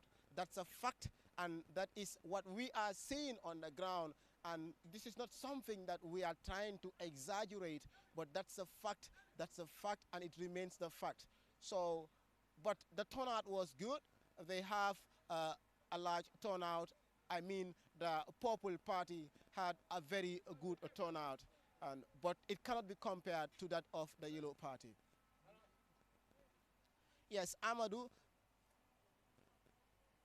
Joining me now is the national president, youth president of the Purple Party GDC, Mr. MC Cham. Mr. Cham, thank you very much for joining us live on iAfrica, giving you all the latest details about the 2021 presidential nominations. What does today's nomination mean to you, Mr. Cham? Thank you very much for granting the interview. That right now we are very happy as a party with the force that we have from the APRC NATO Alliance. And I think we are really, really happy. Right now the turnout is very good, and we are already nominated our party leader, His Excellency President Mama Kande, and we are going all out to make sure that we win the elections. So gis nañ a large crowd bu génn gis nañ like a very large crowd moo leen toppa ak the large crowd bi nekkut only GDC party supporters but as well am nañ NOTU APRC NPP coalition members ñi nga xam ne ñu ngi leen join. So what does this mean to you? Yéen foog ngeen ne like come December 5th victory is yours. Wow, man yàgg naa ko before there was no partnership for any party.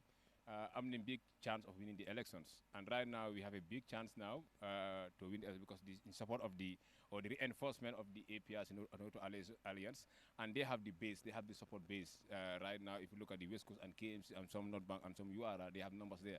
So with the support of the GDC and the APRC NATO Alliance, we have biggest chance of winning the elections. So you're talking about a chance of winning the elections come December 5th. Te gis nañ demba UDP Yellow Party bi luñ def si nomination center bi ak seen grand rally bi. Yow loolu tiitalut la as a party? No, loolu tiitalut right now. Look at the crowd boo gis tey fii. Loolu fa laa woon is a bigger crowd because ñu toog si kër yi ñu ëppa. GDC have more support xam ne dañu toog si kër yi ñu dee génn dan ñu ñëw suñu programme si. So that's the silent voters ñu ngi am loolu, and right now tey xoolal doomu aadama bu génn soo demee nga xool mbooloo bi right now bu ñu ñëw ak right now bu ñu fekk si biti is quite different. So ñuy génn ak ñu toog si kër yi ñoo gën a ëppa, and am nañ suñu diggante State House mooy elections. So ñu gis ne like nomination bi ak campagne bi sori wante wut yow naka ngeen nekkandi préparer lii di campagne bi. Waaw fu mu nekk nii li ñu ko péré mooy right now ni ngi péré pour def campagne balaa lii sax ñun doon def suñu campagne. Ñu for the past 5 years ni ngay campagne di dimbale askan bi di jàppale askan bi si wàllu ndox si wàllu yoon si wàllu éducation wàllu wérgu yaram. So right now lu ñu def rek mooy dem rek besala suñ cofeel ak si askan bi nuyantee ñoom nuyu leen wan leen right now ni ngay ut réew mi pour ngeen jox nu réew mi ñu continuer li nga xam ne ñu leen ko defal. So yéen foog ngeen ne you are the right candidate to turn the narrative in the country currently. Of course ñun ñooy the solutions because right now réew mi dañ soxla ku leen mën a isi ñu nekk benn unite dëkk bi, and honorable candidate laa mën a gis ne mun naa unite dëkk bi, and maa ngi gërëm di former président Jammeh bu nga xam ne am na yaakaar am na trust si honorable candidate kii ren la mën a jàppale pour gis ne mun naa unite dëkk bi ñu amee one Gambia, and loolu si honorable candidate nekk kon ni nga gërëm président Jammeh bu nga xam ne wax dëgg yàlla suñu d'accord ak moom suñu MOU ak executive committee bi amul fenn fu mu waxee ne man dama war a ñëw Gambia. Lu mu wax yëpp mooy make sure leen ngeen unite dëkk bi, make sure leen si wàllu wérgu yaram, si wàllu kaaraange réew mi, wàllu éducation, wàllu dooleel jigéen ñi pour ñu ñëw together. Loolu la ko président Jammeh wax, and loolu leen d'accord am loolu leen signé waaye am fenn fu ñu signé ne waaw moom suñu signé moom dina ñëw Gambia. loolu right am la fa bëgg ñoo Gambie mun na ñoo Gambie loolu kenn mënu ko ay right boobu bon lu ñu d'accord ak moom si MOU bi mooy wérgu yaram bi ak kaarange réew mi war nañ ko mën a toog xoolaat ko ba gis ne suñu soldat ak suñu police yi empower nañ leen support nañ leen jox leen lu gaay soxla ñu maintain dëkk bi. So finally lan nga am pour askan bi si jamono yuñ toll nii. lu ma am pour askan bi rek mooy élection la jaama dafa am solo ñu nekk benn ñu onasanante ñu xam ne lii dafa dem jeex ñu continuer as family. Thank you very much. Kooku mooy MC Cham Junior, the youth president of the Gambia Democratic Party Congress Party rather GDC. Amadou ñi gisoon loolu mu nekk li nga xam ne am na solo torop jógee ko si MC Cham.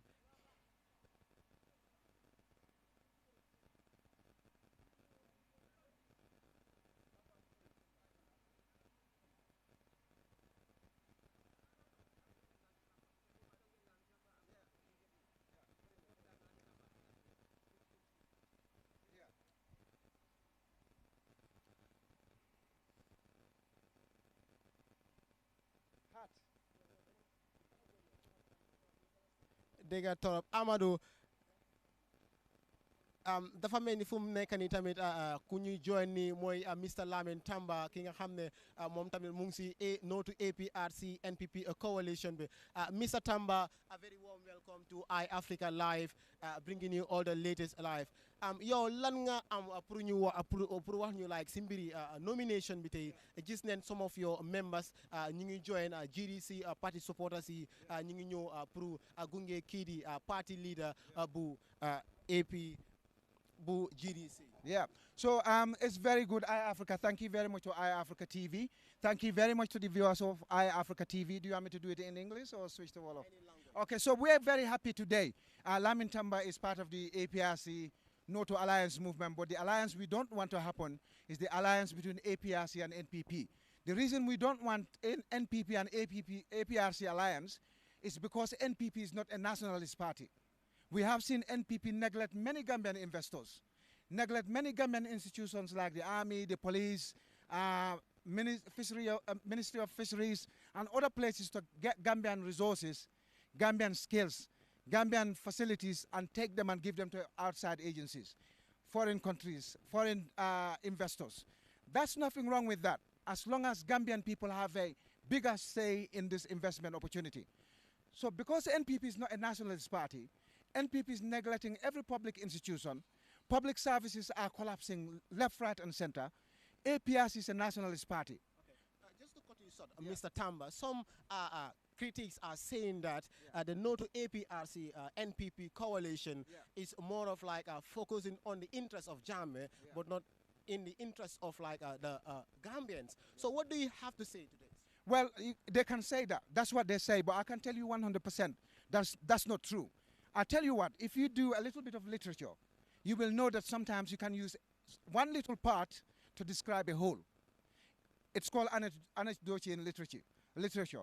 So if I say to you, I've got 9 mouths to feed, it doesn't mean I've just got literally 9 mouths to feed. It means I have 9 people to feed.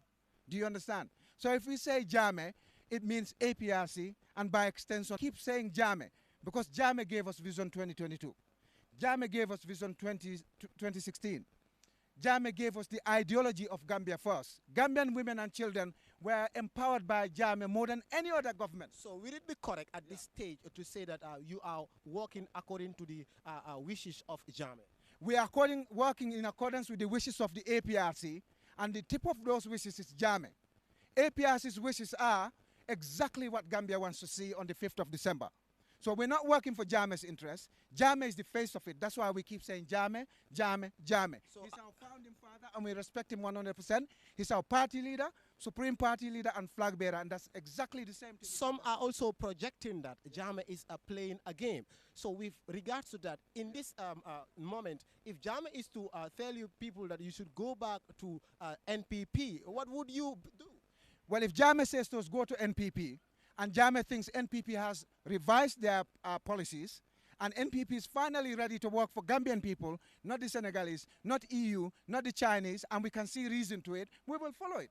So now it's like you are agreeing to me that you're working according to the wishes of Jame. Not at all. I just mentioned the reasons why we think we will look at it and we can work with the MPP. And the reasons are they're not going to give Gambia to Senegal, they're not going to give Gambia to Chinese, they're not going to give Gambia to the EU, and that's exactly the same reason I mentioned earlier, that we are for Gambia first, Gambia youth and women, Gambian men and women, Gambian old or young.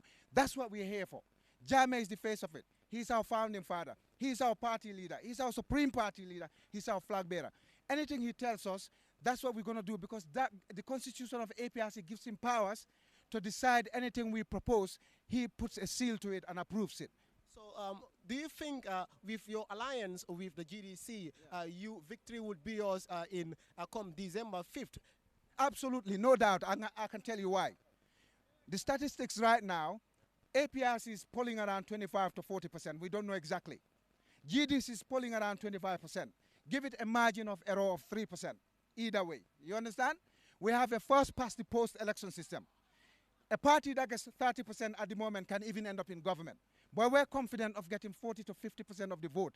We're talking to 2 or 3 other parties. If they come on board, we're confident of getting 57% of the Gambian vote. So you are not even afraid of the yellow party? Not a chance. Even with their turnout yesterday at the no yellows, no grays, nothing in front of us. It's green and purple all the way to State House. Finally, what message do you have for your people out there? I'm urging all APRC people who were deceived into going to NPP alliance. Jame said he never gave these people permission.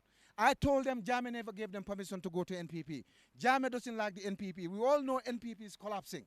They're not in there for Gambian people. Please come back to APRC GDC alliance. We care about the Gambia and we will restore our sovereignty. We will get our territory back. We will have the Gambian pride back at State House on the 19th of January 2022, inshallah. Thank you very much. That was Mr. Tamba, a member of APRC NATO coalition. They are speaking to iAfrica TV. Amadou, you have heard what Mr. Tamba have just said with regards to the APRC NATO coalition to NPP with the GDC leader, who is no other person but Mama Kande, who is from Basse URR Jimara constituency.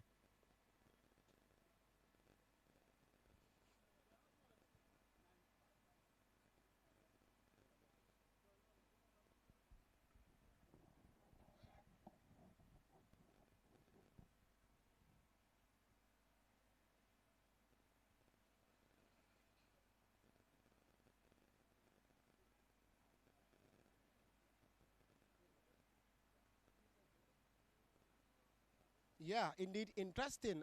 This is something that we are expecting, but equally as well, don't be surprised to see that most of the parties will want to roll alone. Because just recently we have seen the case of some around 11 political parties who want to form a coalition, but at some point they all stepped back, which involved CA of Dr. Ismaila Cisse, the GMC of Mai Ahmed Fati, and All People's Party of Gumbo Ture. So this is what is happening. Some people or some political candidates feel like they can roll alone and they are fit to win the 2021 presidential elections. So like you said, we may also see several coalitions coming up here against December 5th. The thing is, what most political candidates are arguing is that the time frame here against December 5th is very tight. So if they want to form a coalition, if they want to choose a party leader to lead them for the coalition, it's going to be too late.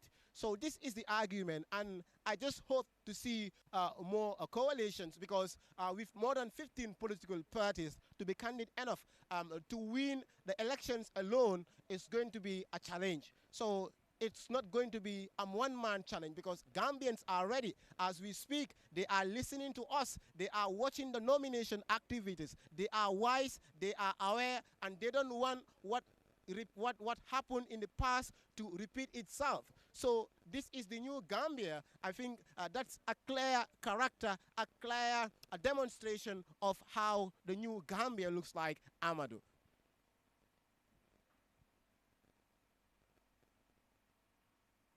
It's a pleasure, Amadou.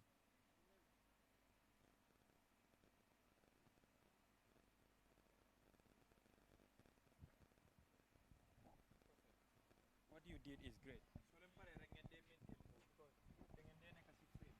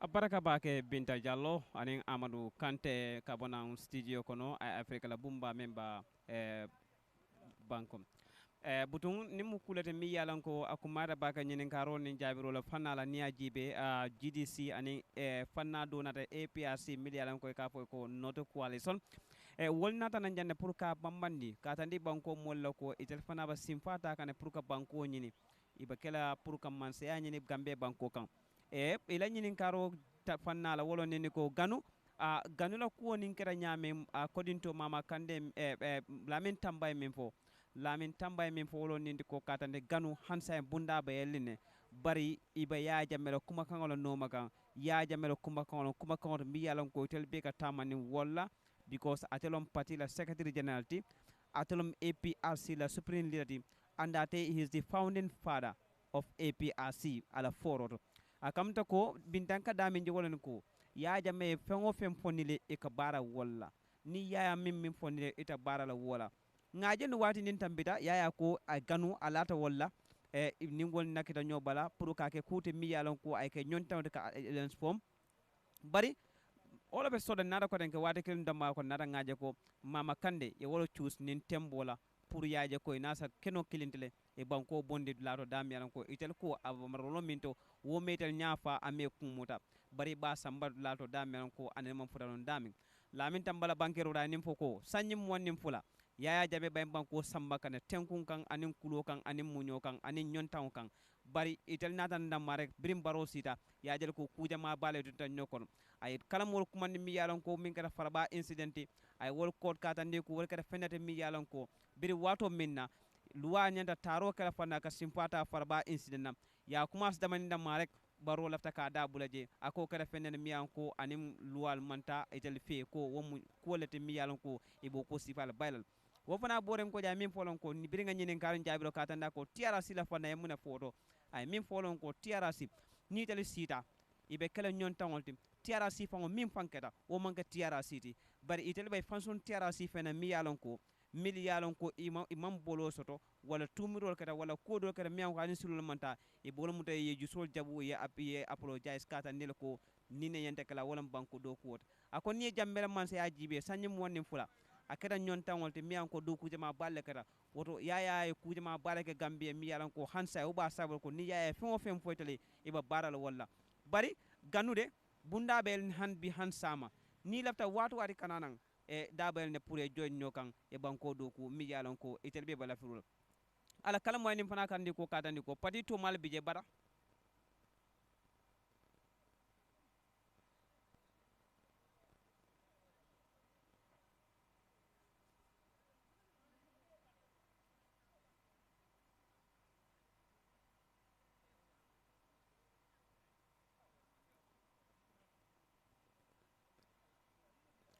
mama kande min fo wolon ninde katandi ko anin molle kafra nyokan bari ame kumandi APRC la ay kumandi min ka ko kafola nungol len lata nyokan so ikay ko fo inin nile agreement no ko bang ay min tandi ko agreement no bari kamta ko agreement no ni mama kande ka fo nyam wala ni ko anin jambela mollen agreement no ko bara ma fo ko anin APRC lam because lafta kanyinin karo katen wod lala ko muna sabi ba fala ko kafollom bari akamto ko nin hakilo ya ma ka fala ko emergista wala sa bari mama kande ko ay simfa min nyada ka banko nyinala wolam jidi sila simpati wolam jidi sila ticket wote akamta ko ama fo ko alliance APRC GDC atama wofo bara ka fala ko anin kafule lata nyokan pour ka gambia bondi fannado la kasamba fannado la walla ke kufan kumandi katandi ko e banko nyinin kan bari nyinin karo fana nyinin karo katandi ko nimmu patilete mi yalon ko ini bay bilo dunda nyokono ini simpa kuma sinyola bari patilo mi yan ko tajirinti al kejang ye kuwol kejang mi yalon ko ani hadama dingo la nyanto manta ani saratul manta bi ikoy ni wolle be kala nyokan ako min tambita wol tambitale bari mim ko fuloti walla tannim fuloti nala man sakunda nata min nyanta tala abotandilale min manyana kata abotanda kumala sutiya kam wolo nindi ko abe simpal tamande simpa miyan ko min jarta min nyanta abole tamandila mama kandela jabiro netande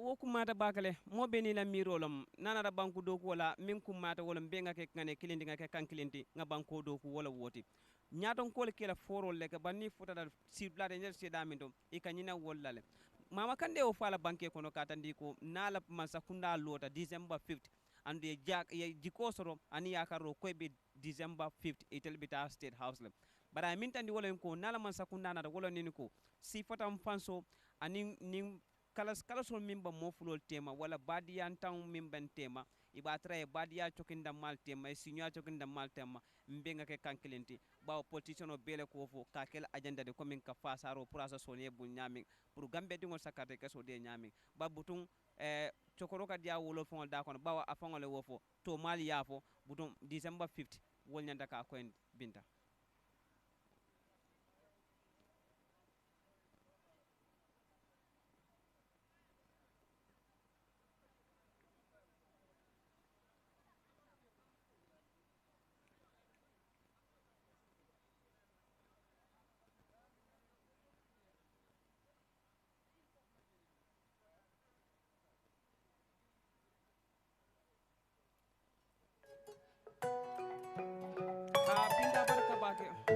The next presidential election will be held on 4 December 2021. As persons with disabilities, women and young people, our communities are more likely to thrive when we participate. Active voter participation builds healthier and more inclusive communities. Every Gambian has the right to vote and be voted for. People with disabilities, women and youth are encouraged to vote and to contest as candidates. As eligible voters, we have rights that we are entitled to and have responsibility to contribute to the development of our country and strengthen our democracy. We all have a right to vote independently without a family member's approval, to access the polls safely and vote in secret. Our contribution is valued and our ideas are important. So go vote on 4 December and have your say. Our voice matters. If you need assistance at the polling booth, ask the presiding officer to assist you. Polling will start at 8 a.m. and end at 5 p.m. You vote where you are registered. For more information, contact the IEC on admin@iec.gm or visit the IEC website at www.iec.gm. This message is brought to you by the Independent Water, Walatahaw Nyuwatele. fenete mi yalan ko akumada biri warum ne nyin karo kenna e wala nindi ko katandi ko kunu na democratic party min kata loya double nyaton ko yati e ye crowd min pool ni ajibe image to mo crowd so jam follow mama kande fana crowd min pool wo fana ni wo jam fata nyolale akamta ko kunun crowd wole warta bi crowd at this moment right now bari man millon folo fo crowd do bina member siala wote folo bari alkaje image to nyaminto mba banke ka wala nyamam kunun crowd ning wo man soto jam folo maybe tumando fo mbina nyongo soto bang bari ngal ne ko political party jama bale koma bari dole dantero ko ka ko a man jari crowd la min kummayata wolon ne ko kayto mi yalan ko eni min kana ay senyini kamine wala kummayata bare dol fana ko crowd wala ka sabu dole bonan ka fanna dola be ne kam because e ka jele ko e hametale e jartale pour ka sawun kaneya wo fana kummata bakal e binta nin ku mu jabiro minti wala ko kunun crowd nin wo man soro jam folo bar fabina sotol bang ma wolon folo mama kande dum fana afana e crowd bondle comme ala moli a support nyame a baraka bake binta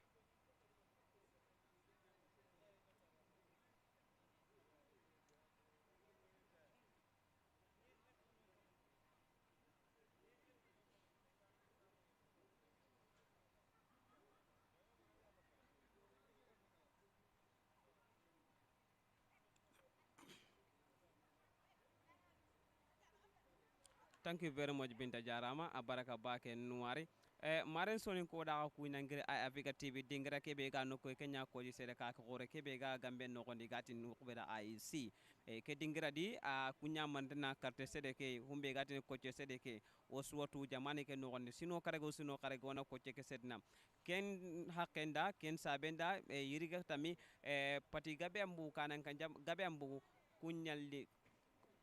kunyangiri nanti wo jamani ke mundunu aga ko kun nogondi dagel daru men kiteri ma daru ma lenki ma kummanitami sorongarenia ka hike ga mo gombe lenki serebe ga grier salam ko kenya mama kande ani GDC kanan ke kay nangri jima ke nogondi o suwa mama kande 2016 at asigi nanti ko e jamani ke mundunu alla mari atakello kendi ka irigi ati ida jikko bikita nangri allai because ido soro nyanka himmeya diga me ken nogondi amati ko kun APRC akati ido ka hu nyanka himme ko na jamane ke bugandi ikulla hintenga jamane ke ka dingira be kumme ku ya baga ilay jamane ke wutwa ko igungala ya mogombe awad diga me ken nogondi mama kandera ko nante ko bana na ko ona nyidum me onya bane ala ken ko nati ko imma sakunda nganali inyana bane ana soronsu nyana bane ala diga me ke ko nanti ko ko honnan kayu ku ka nogondi ina tira ina na kun ka nya mogonda bebe humbe inga makita jamane ke nogondi ini nyana mentanga nyai aka kenga girno ora seta na ka diga men kita humbe ganya lamin tambay ada humbe ko kenyante nante ko lamin tambara ke ko nante ko keni digame ay humbe digame ke ga konno igati ne ko surota nan ta kono ka APRC ikun jikinta ne kenyal ka umombe warriere kenya ne ganuye APRC do humbe ga hana na contract sign nante ko ida MOU nya ni naka ko na jamane ke mundu ka humbe gari o maganu warriere o gari trindi iti ikunna babeli mansa terengan humbe ga ni nyinya gume ke ganne nyinya gume ke igati na yaya jamme humbe ganta jamane ke kama sasan kunu iti yaya jamme ani supreme leader kenya ni kanan ke kebe gare APRC grindi agar APRC sigindi agar APRC bamuna ya halle iti kungara ho ko ikuntele kenyal ori tirinde nanti ko lenki APRC jamme nganati handaga dingra tan humbe gan MPP ida humbe ko kenyan ko angana jare ko ina kawa daga nonga ko MPP kan ho dambe ko ne kunda igara kumba gandi ina traina in nyile kata MPP ko jamme ko ne ka ikun ora humbe wari diga meke nogoni iran tata hakawtu ya jamme ngama humbe ko nida kenni diga me humbe nonga senwa ori tirin nanti kenni patinya pati kebe ada higabe anyaere hibure gabe ko sorongar humbe ko ti ida hibure gabe dabar de ken nogondi jamani ken nogondi kha egar humbe ko noda kenyan ko kenni soron kon ne nyai har tiara simme ikum masakai ille ne kata tiara sia gella ngana yingana nyinya ke wudu oga mo gombe satan kunu kumbe an khawarini kenyani CA kenyan Dr. Ismail Cisse kenya kille ke kamma kha keta binta garin tirni humbe nanti ko humbe no gari gele dar men kiter na lilenkia ko soronga bunu ka humbe serenga bengani Kenya United Democratic Party kunyanda a huge amount of people bagandi sorom bagandi daru lenki mama kande kada serega be abagandi aga ko dingira ke yoga mo gombe sazan kunu oga humbe mundu gambe num maga 50.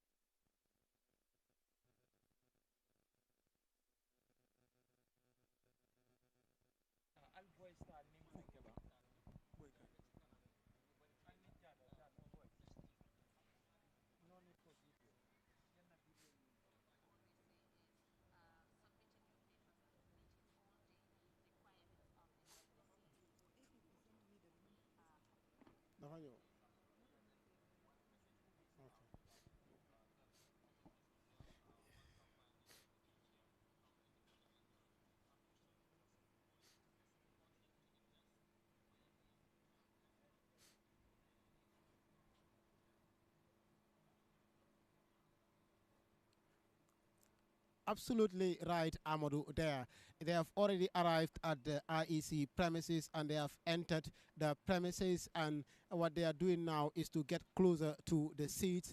And anytime from now, he would get seated and he would face the IEC nomination team, and he would get prepared. He will be ready to file in his nomination for the 2021 presidential elections. But it will also be important for you to know that Dr. Ismaila Ceesay is not alone, because yesterday the leader of All People's Party, Gumbo Ture, was here, but at some point they communicated with the IEC, and when we asked to know what is the reason for their coming to the IEC, they did not make it very clear to us, and according to him, they would communicate to the media today. And it looks like he is part of the team that accompanied Dr. Ismaila Ceesay today at the nomination ground.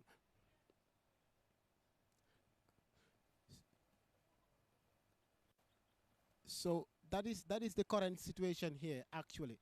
So anytime from now, the nominations will start, and the IEC nomination team is already facing Dr. Ismaila Ceesay, and thank you, sir. They are already.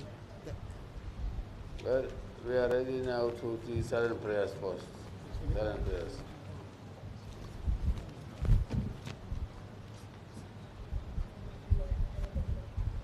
Okay, we would now allow the IEC nomination team to proceed with their nomination for Dr. Ismaila Ceesay. I would like to receive the documents you brought for nomination.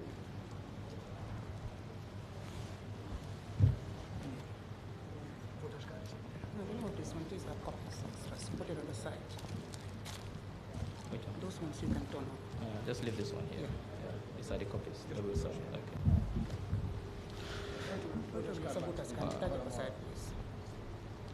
What should I submit? One of the other.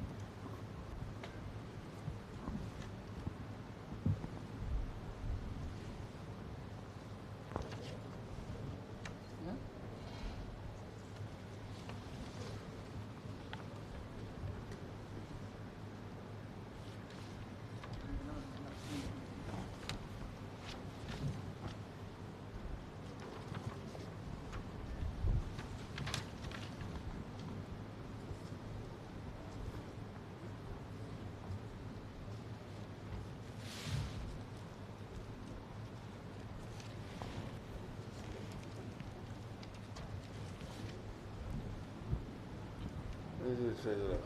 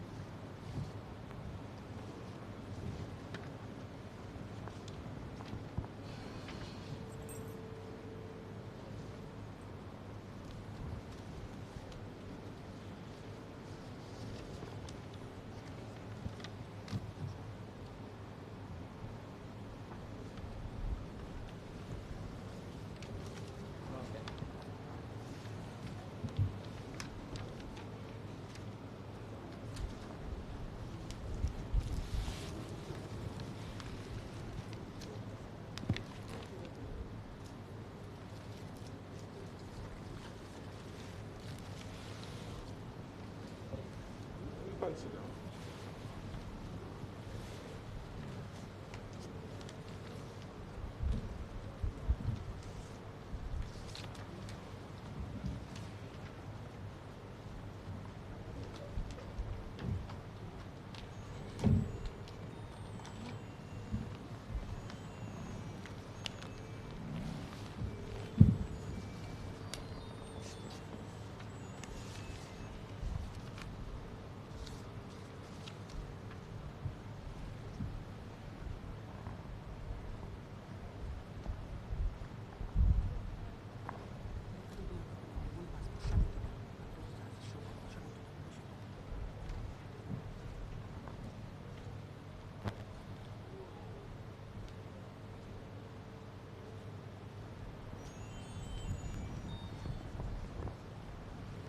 It's original. You have the here? Original.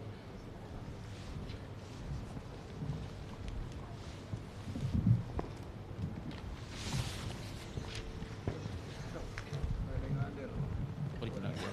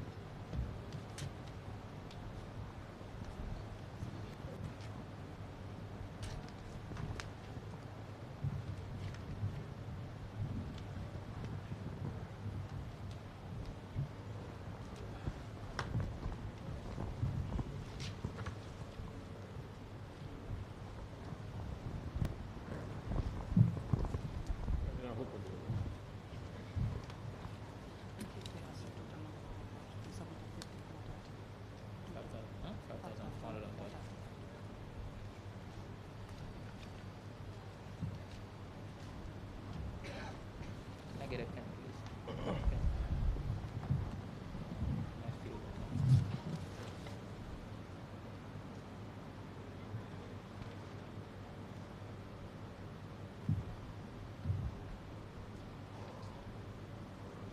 This was the issue here.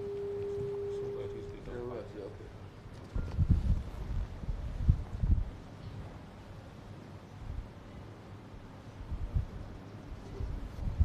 Don't move.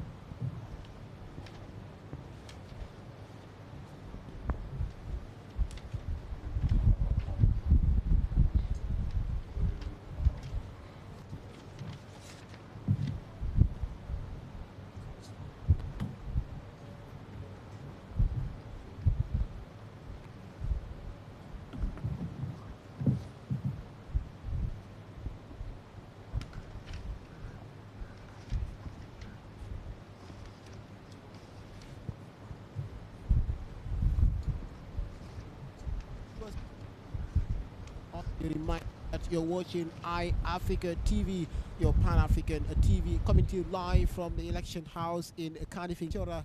A political science lecturer for that matter, and currently he is still submitting his documents, and any time from now we will be seeing the IEC chairman, who is no other person but Ali Momonjai, talking to him about his submission.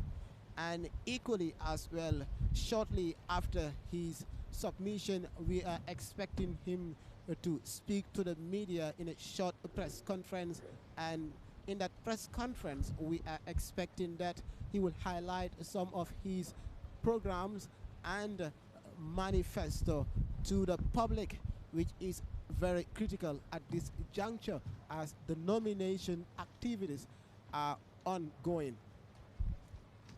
So this is the live environment. We would leave you with that, and anytime from now the IEC would make its conclusion on the submissions made by Dr. Ismaila Cisse.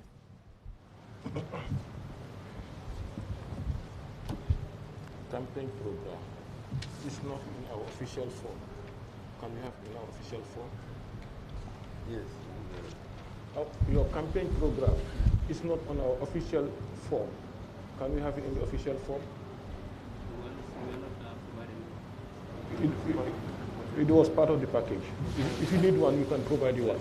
Later on, we can send somebody to come and pick it. Okay. Code of campaign ethics is not part of it. Okay. Code of campaign ethics that every candidate would sign is not part of it. Code of campaign ethics. The code of campaign ethics, was it also provided? It was also there. You do something. We will submit that. If you don't have it, you can send somebody to pick up your Yes. Okay. Letter of party sponsorship. Letter from your party sponsoring your candidature is not part of it. A letter from the party. For this we are not provided. The list they provided, those were not there. Oh, yeah. So it was part of the criteria put in the package. Yeah, let me see. And this is why we advise candidates to come for vetting before submission. Can I have a look at that, please? Yeah.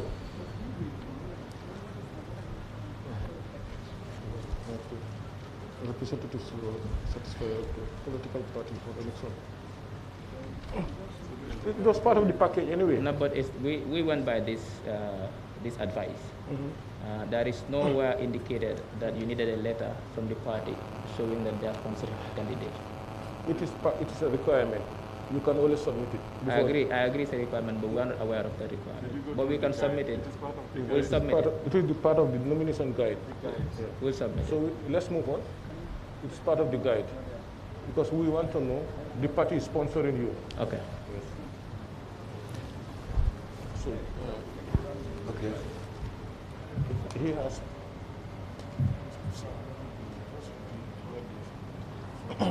Can you take note, please? One, the campaign program should be in our official form. 2, party sponsorship letter. 3, code on campaign ethics that must be signed by the candidate. Thank you. So those are the. If you don't have it, you can send somebody later to pick it. No problem.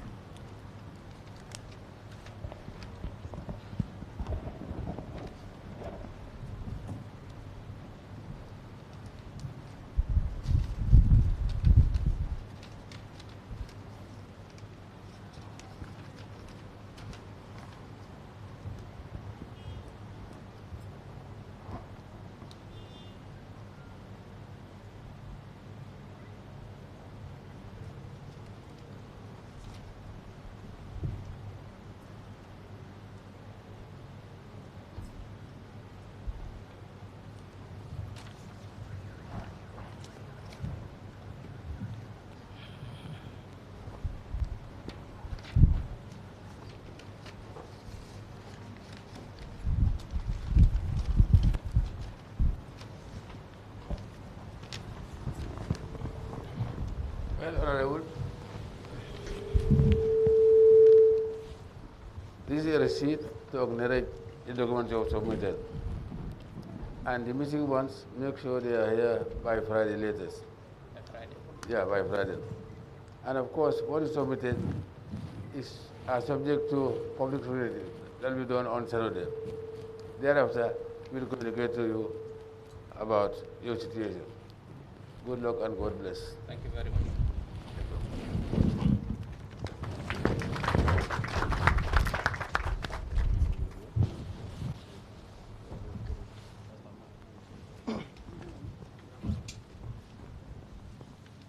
Dr. Ismaila Site, the party leader of the Citizens Alliance, leaving the nomination ground with the IEC team. And anytime from now, he will be facing the media to have a short press conference with the media.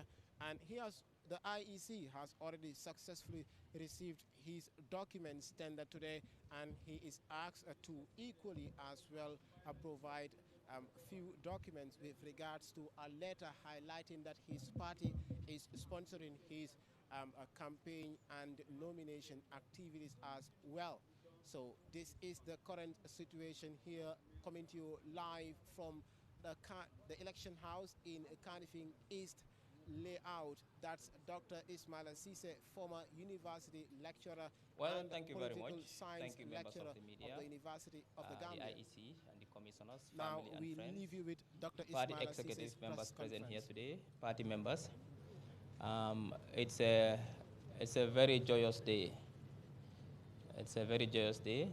Today marks the beginning of a very wonderful country. The 2021 elections is about the next generation. It's about the future. It's about the lives and livelihoods of children yet unborn. And that is why we at CA, we are not only concerned with trying to find out the solutions to today's complex problems, but also trying to understand future problems as they emerge by looking at trends.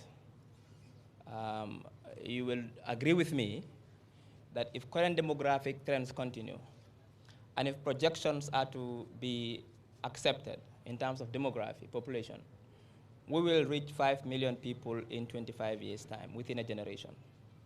Now, if today we have a country with 2.5 million people, and we can barely afford to provide clean water for these 2.5 million people, we can barely afford to provide electricity for these 2.5 million people. We don't have enough food for these 2.5 million people.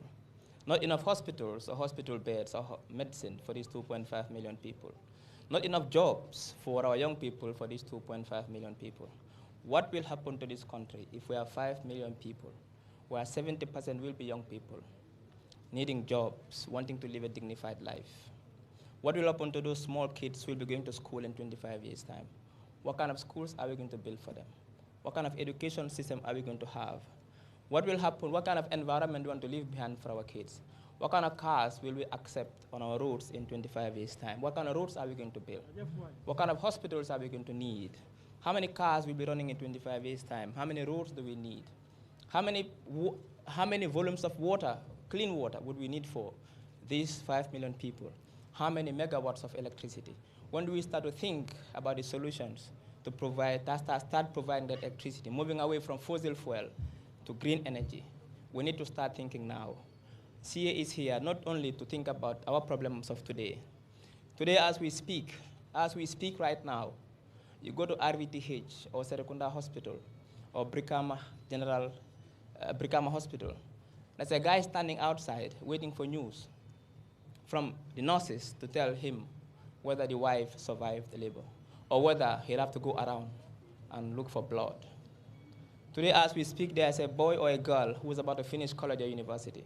His parents or her parents sold everything they have, their cows, their gold, to pay for this child's education, and he's about to graduate in 6 months. He's thinking, where will he find a job to repay that debt? We are in serious trouble in this country. We have not even begun talking about or finding solutions to these problems. What will happen to the next generation that will come? What will we leave behind for them? That is why we at CA we are concerned. And we need serious reforms in this country. We need serious economic reforms in this country. That is the basis. We first have to put the machinery of government, the governance system first. We have to get it right, and then everything else will follow. Thank you. Doctor, we see you today. Right next to you is the APP leader. He did say he would come today after withdrawing yesterday. Now, my party came soon after him.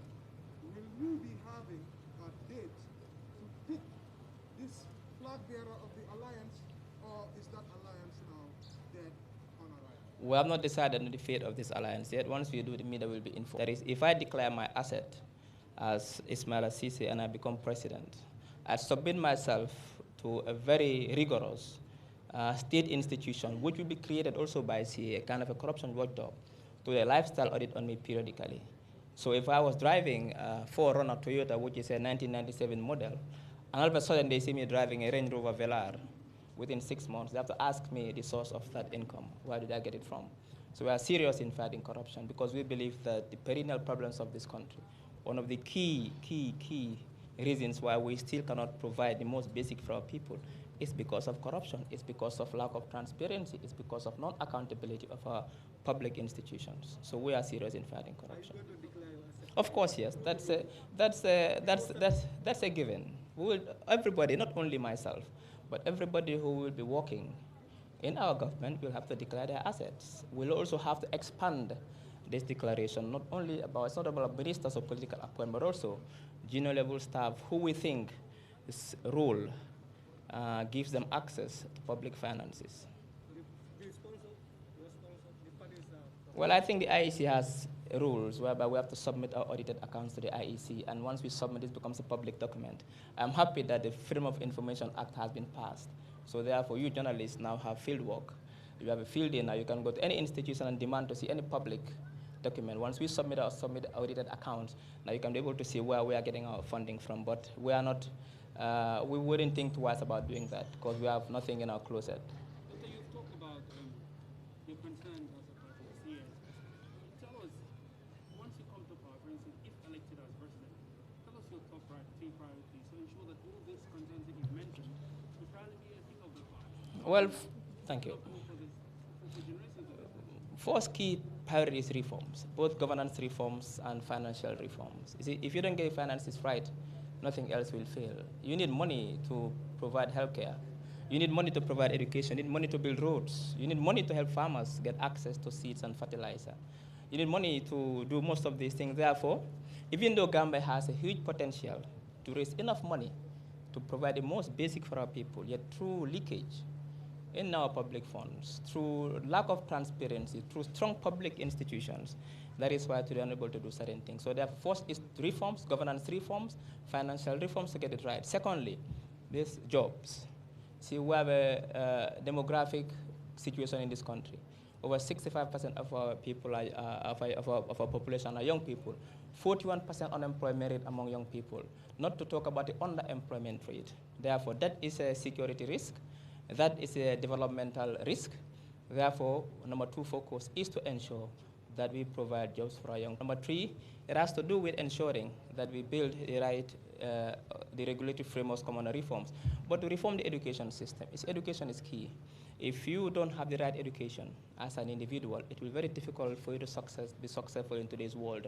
Therefore, any country that doesn't get the education system right, it will be difficult for you to compete globally. It will be difficult for you to provide jobs for the young people because it takes education to provide jobs. And when I say education, I don't really mean university education. I mean skills training for young, basic skills training. Today, the reason why we have high unemployment rate is because we are not looking at what the labor market needs. We are producing a lot of accountants and economists and lawyers from the University of the Gambia and development study students.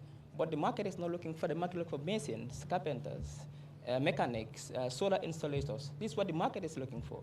And we are not providing enough people to fill those jobs. So therefore, we need to reform the entire education sector and make it fit for purpose so that we pay attention to vocational training, not demeaning the importance of academic training. Okay, thank you, Doctor. Thank you. Thank you. Yeah. Last question.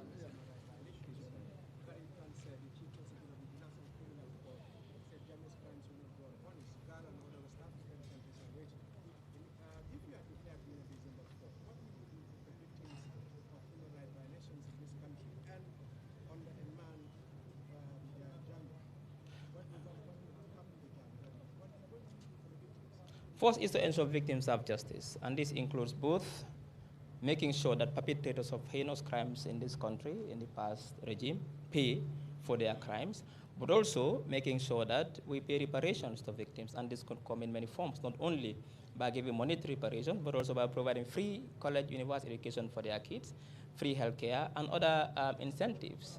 This is where it starts to make sure victims have justice. When it comes to Yaya Jammeh or the former president, it's not about Yaya Jammeh, it's about anybody who has been found wanting of committing heinous crimes against Gambians and you've been found guilty by a competent court of law.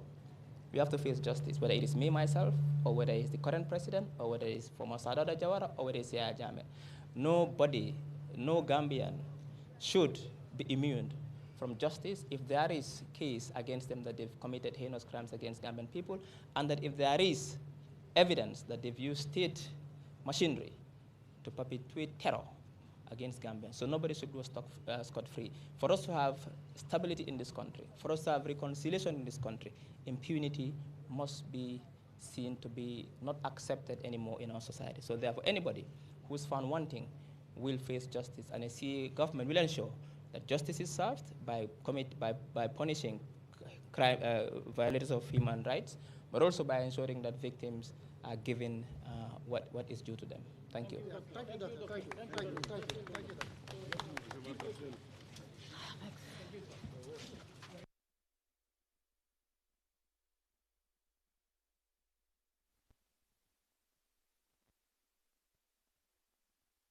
Cisse, they're having a short press conference with the media shortly after his nomination with the IEC team. We've heard what Dr. Ismail Cisse said, and if I can quote rightly from what he said this election is about the future generation of this country, which is something that is very important. And equally as well, he made mention of trying to question the level of development in the Gambia, looking at the health sector, the agricultural sector, and the business sector. And these are key drivers of the economy. And in order for any nation to grow, to develop, to reach where it wants to be, it has to put focus on these areas: education, agriculture, business, because you have to understand as well, without food, when citizens are hungry, this is going to be something else. So this is one area that Mr. Caesar is saying, if given the opportunity, come December 5th, he is going to make sure that the country has what it needs when it comes to development. And that is Dr. Ismaila Cisse. They are surrounded by the media and security personnel leaving the IEC election premises. So he is supposed to be the third candidate, and he is already the third candidate who has come to file in his nomination for today's nomination calendar. And anytime from now, we will just link you with our studio guys.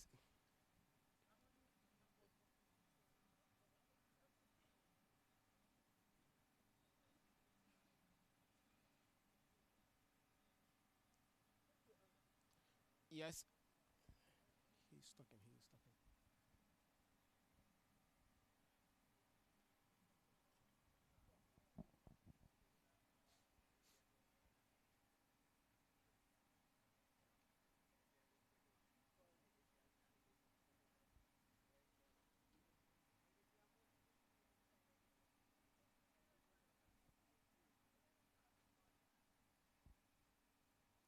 Yes, I am on the line.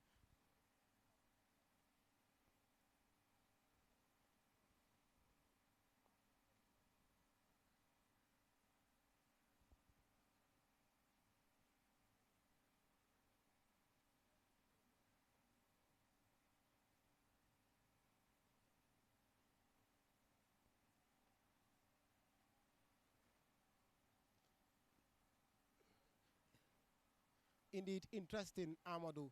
And that's a fact. He touched on different sectors in the country, from agriculture, from the economy, to the health of the country, and education as well. According to Dr. Cisse, the education sector of the Gambia should be transformed to the next level by not only including other sectors, but equally as well, creating space for vocational training for the carpenters, for the weldermen, and so forth. Because all these people are part of the development of the Gambia. They are all playing their role, and they are key drivers of the country's economy. So this is one sector he is very concerned of, to making sure that the education sector has all that is required come December 5th, when he is elected into office. And notwithstanding, Dr. Ismaila Cisse is also very concerned about the youth. And according to him, 65% of the country is made up of youth. So there is a need to address the level of the high unemployment of youth in the country, which is a major concern to many at this point.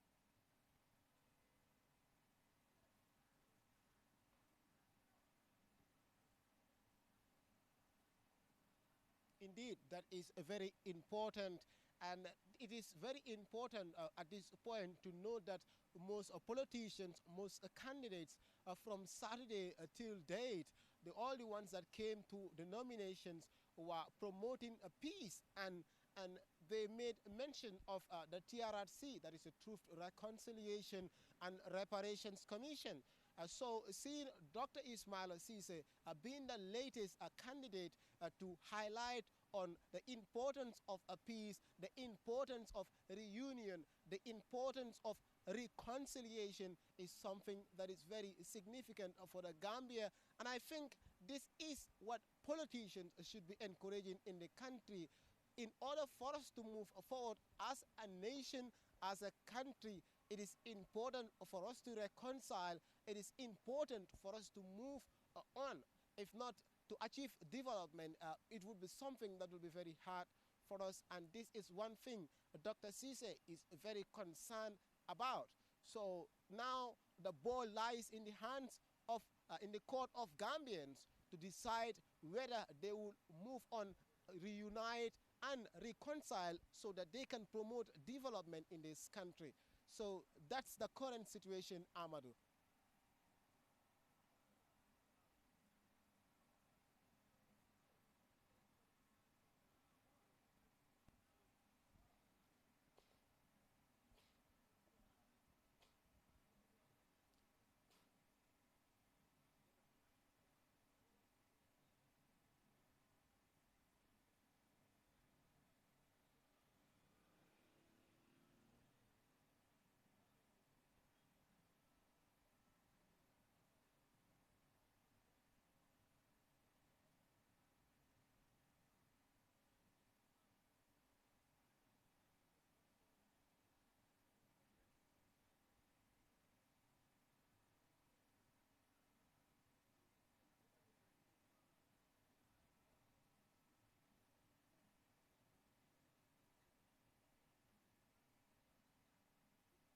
Indeed, that is very important, Amadou. There cannot be development without unity, as you rightly stated.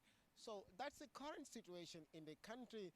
And one could say one thing that has triggered that unity, lack of unity in the country, is the TRRC, one could say, because as several witnesses have appeared before the commission to highlight on their activities during the 22-year rule of Jammeh. And this has created attention in the country because victims, more especially families of victims, felt like, you know, it's not fair. Their families, their family members need justice, and this is something that is equally as well contributing to the lack of unity in the country. And I think, like you rightly mentioned, any politician or any president that should come December 5th has a key role to play on that. And equally as well, at some point, I think all political parties, all political leaders have a role to play as well to make sure that a peace is exercised, a peace is promoted, and a peace is propagated in order to have a successful 2021 presidential elections come December 4th, December 5th.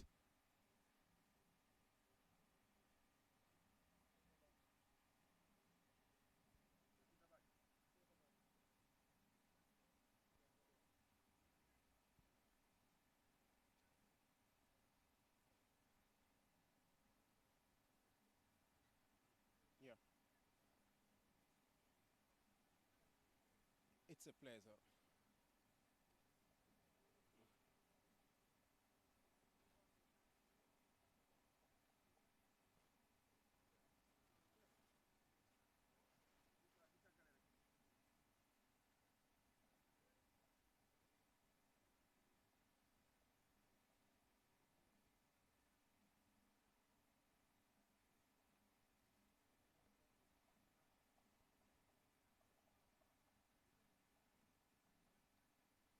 Indeed, interesting. Amadou, as you rightly mentioned, it's like the GDC crowd has overturned that of the Citizens Alliance crowd.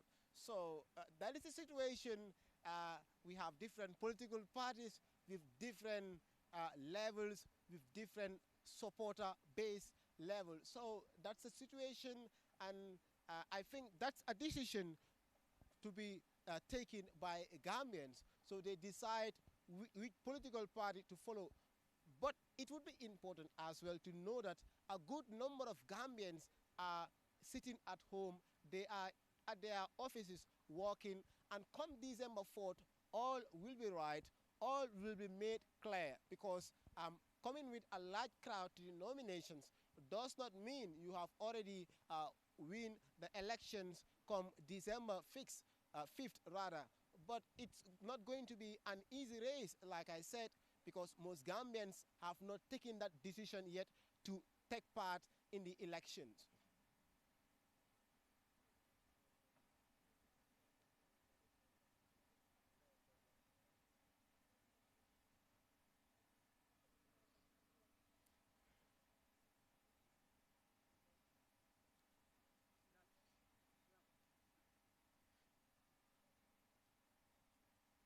Abs Absolutely right, Amadou.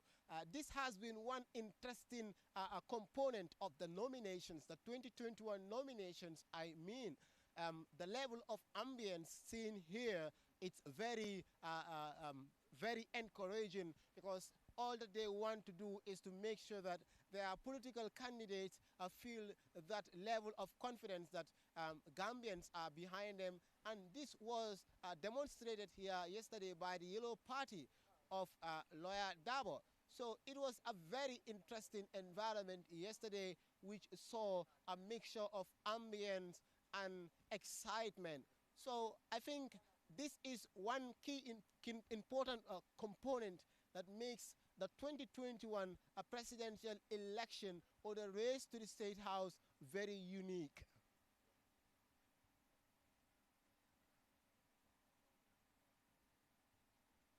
It's a pleasure.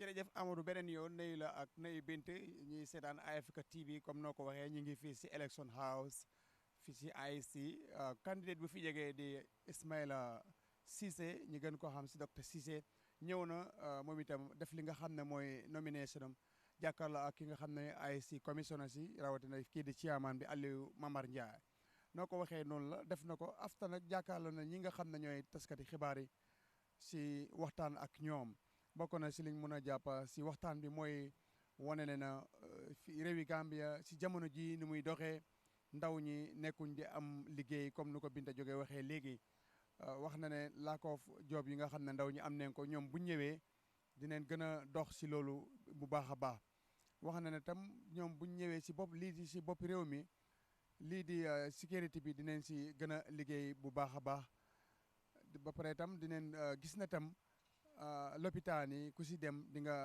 nga am garab yi la war ba ku feebar dootu am lu la jaaxal wala dootuñ xalaat ne dinañ la jàll si yeneen réew bu ko so loolu tam wax na ko wax na bunta yi bëri Amadou waaye li si gën a important mooy ndaw ñi te ndaw ñi Amadou soo ko xoolee 60% ou 60% bu teg yëpp ay ndaw leen fii si réewi Gambia soo ndaw ñooñu nag pour taxaw si seen mbir dafa war bépp candidate moom wax na ne su ñëwee bokk na si ponk yi nga xam ne dina si commencé pour gis ne lii di ndawi Gambia dinañ soqaleku because réew mu nga xam ne ndaw ñi ñoo ëppa ndaw ñooñu buñ desee gannaaw réew mi dafa des gannaaw waaye wane na ne ñoom bu accès si nguur gi fekkee ne dixième ba foot gars yi elect nañ ko moom dina taxaw si gis ne liggéey ndaw yi dina dox bu baax a baax wér-gi-yaram gi dina si taxaw njàng mi ne dina si taxaw ak lii tam di mbéy mi wane na ay bunt yu bëri yoo xam ne si jamono ji si waxam moom ne nekkul di am nu mu war a amee so loolu tax moom bu ñëwee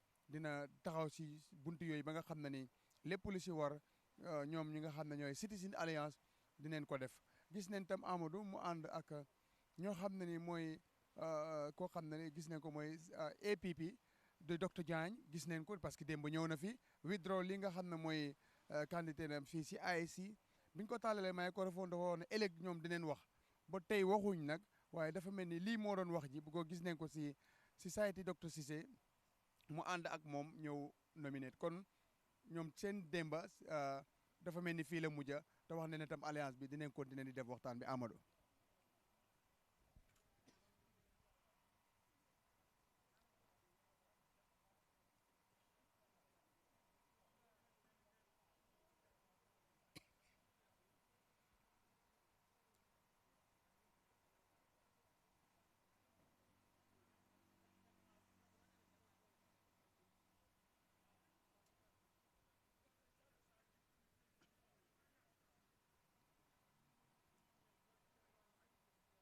loolu Amadou loolu moo am solo comme ni nga wax loolu noonu la wante sooy seet tam parti yëpp Amadou ndaw yi ñooy ñi si gën a bari su liñ gisaale yëpp den moom tam ñëw na donte le indiwut karawat bu bari sax waaye ñu si bari si ñoom ay ndaw leen ndaw ñu gën a àndal ndaw leen so loolu moo tax mu gën a taxaw moom tam si li nga xam ne mooy mbiri ndaw yi Amadou ndaw ñi soo xoolee any parti boo fi gis muy démba UDP tey GDC lu ëpp lu leen li gën a ànd ak ñoom ndaw ñi kon dafa mel ni ndawi réew mi pare neen December 4 pour jàppale li nga xam ne mooy seen candidat te soo ko bàyyee xel tam wax nañ ne si 900,000 bu register ndaw yi ñi ñoo si gën a bëri rawatina tam lii di jigéen ñi kon dafa mel ni ren mun ngaa wax ne bépp président bu nga xam ne Gambien si elect nañ la beneen 5 years buy ñëw yaakaar naa di nga bàyyi xel ndaw ñi bu baax parce que ndaw ñi tam taxaw neen si registration bi taxaw neen tam si gunge li nga xam ne ñooy candidat si ba nga xam ne ñoo ko dominate Amadou.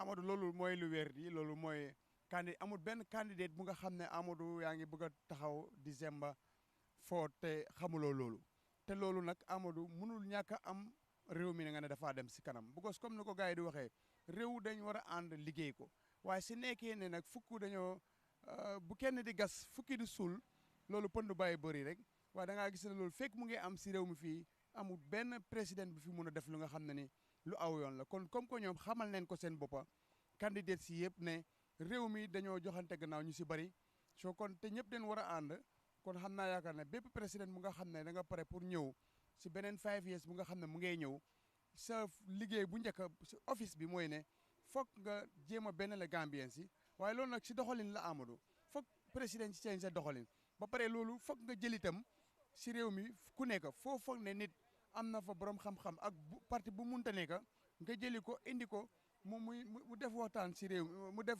bokk si sa nguur gi soo loolu mooy boole loolu nag feeg amut waaye bu fekkee ne yow lang gi nga ànd rek wala kam bi nga ànd rek ñooñu rek nga bugg a def si sa nguur kon pour nga dajale Gambien si pour ñu nekk benn ba léegi loolu dina nekk problème fokk ñooñu dañoo bokk benn liggéeykaay bi ñëpp gis Gambien bi ñëw jàppale président mu nga xam ne nii ku ko la Gambien si elect December 4 loolu mooy tax Gambien mu mën a dem si kanam is not Amadou nguur gi mooy nekk di gas li ëpp di sul te kon pënd rek mooy am te loolu dina tardel li nga xam ne may réew mi wax dëgg yàlla candidat si yëpp xam ne ne réew mi ñu bëri bokkuñ gis-gis ànduñ te bokk gis-gis bi si jamono ji la waroon a nekk mooy dama bëgg a kii taxaw bu jeexee nag ñëpp jubluwaat si li nga xam ne mooy réew mi si li nga xam ne mooy liggéey réew mi mu dem den loolu nag moo fi des moo fi manqué ba juboo gi ak bolewaat nit ñi président bi fi ñëw boobu deful loolu mu nekk si sa njëlbeeni topic rek da ngaa gis ne yow dina sa doxalin mun naa tardé bu baax.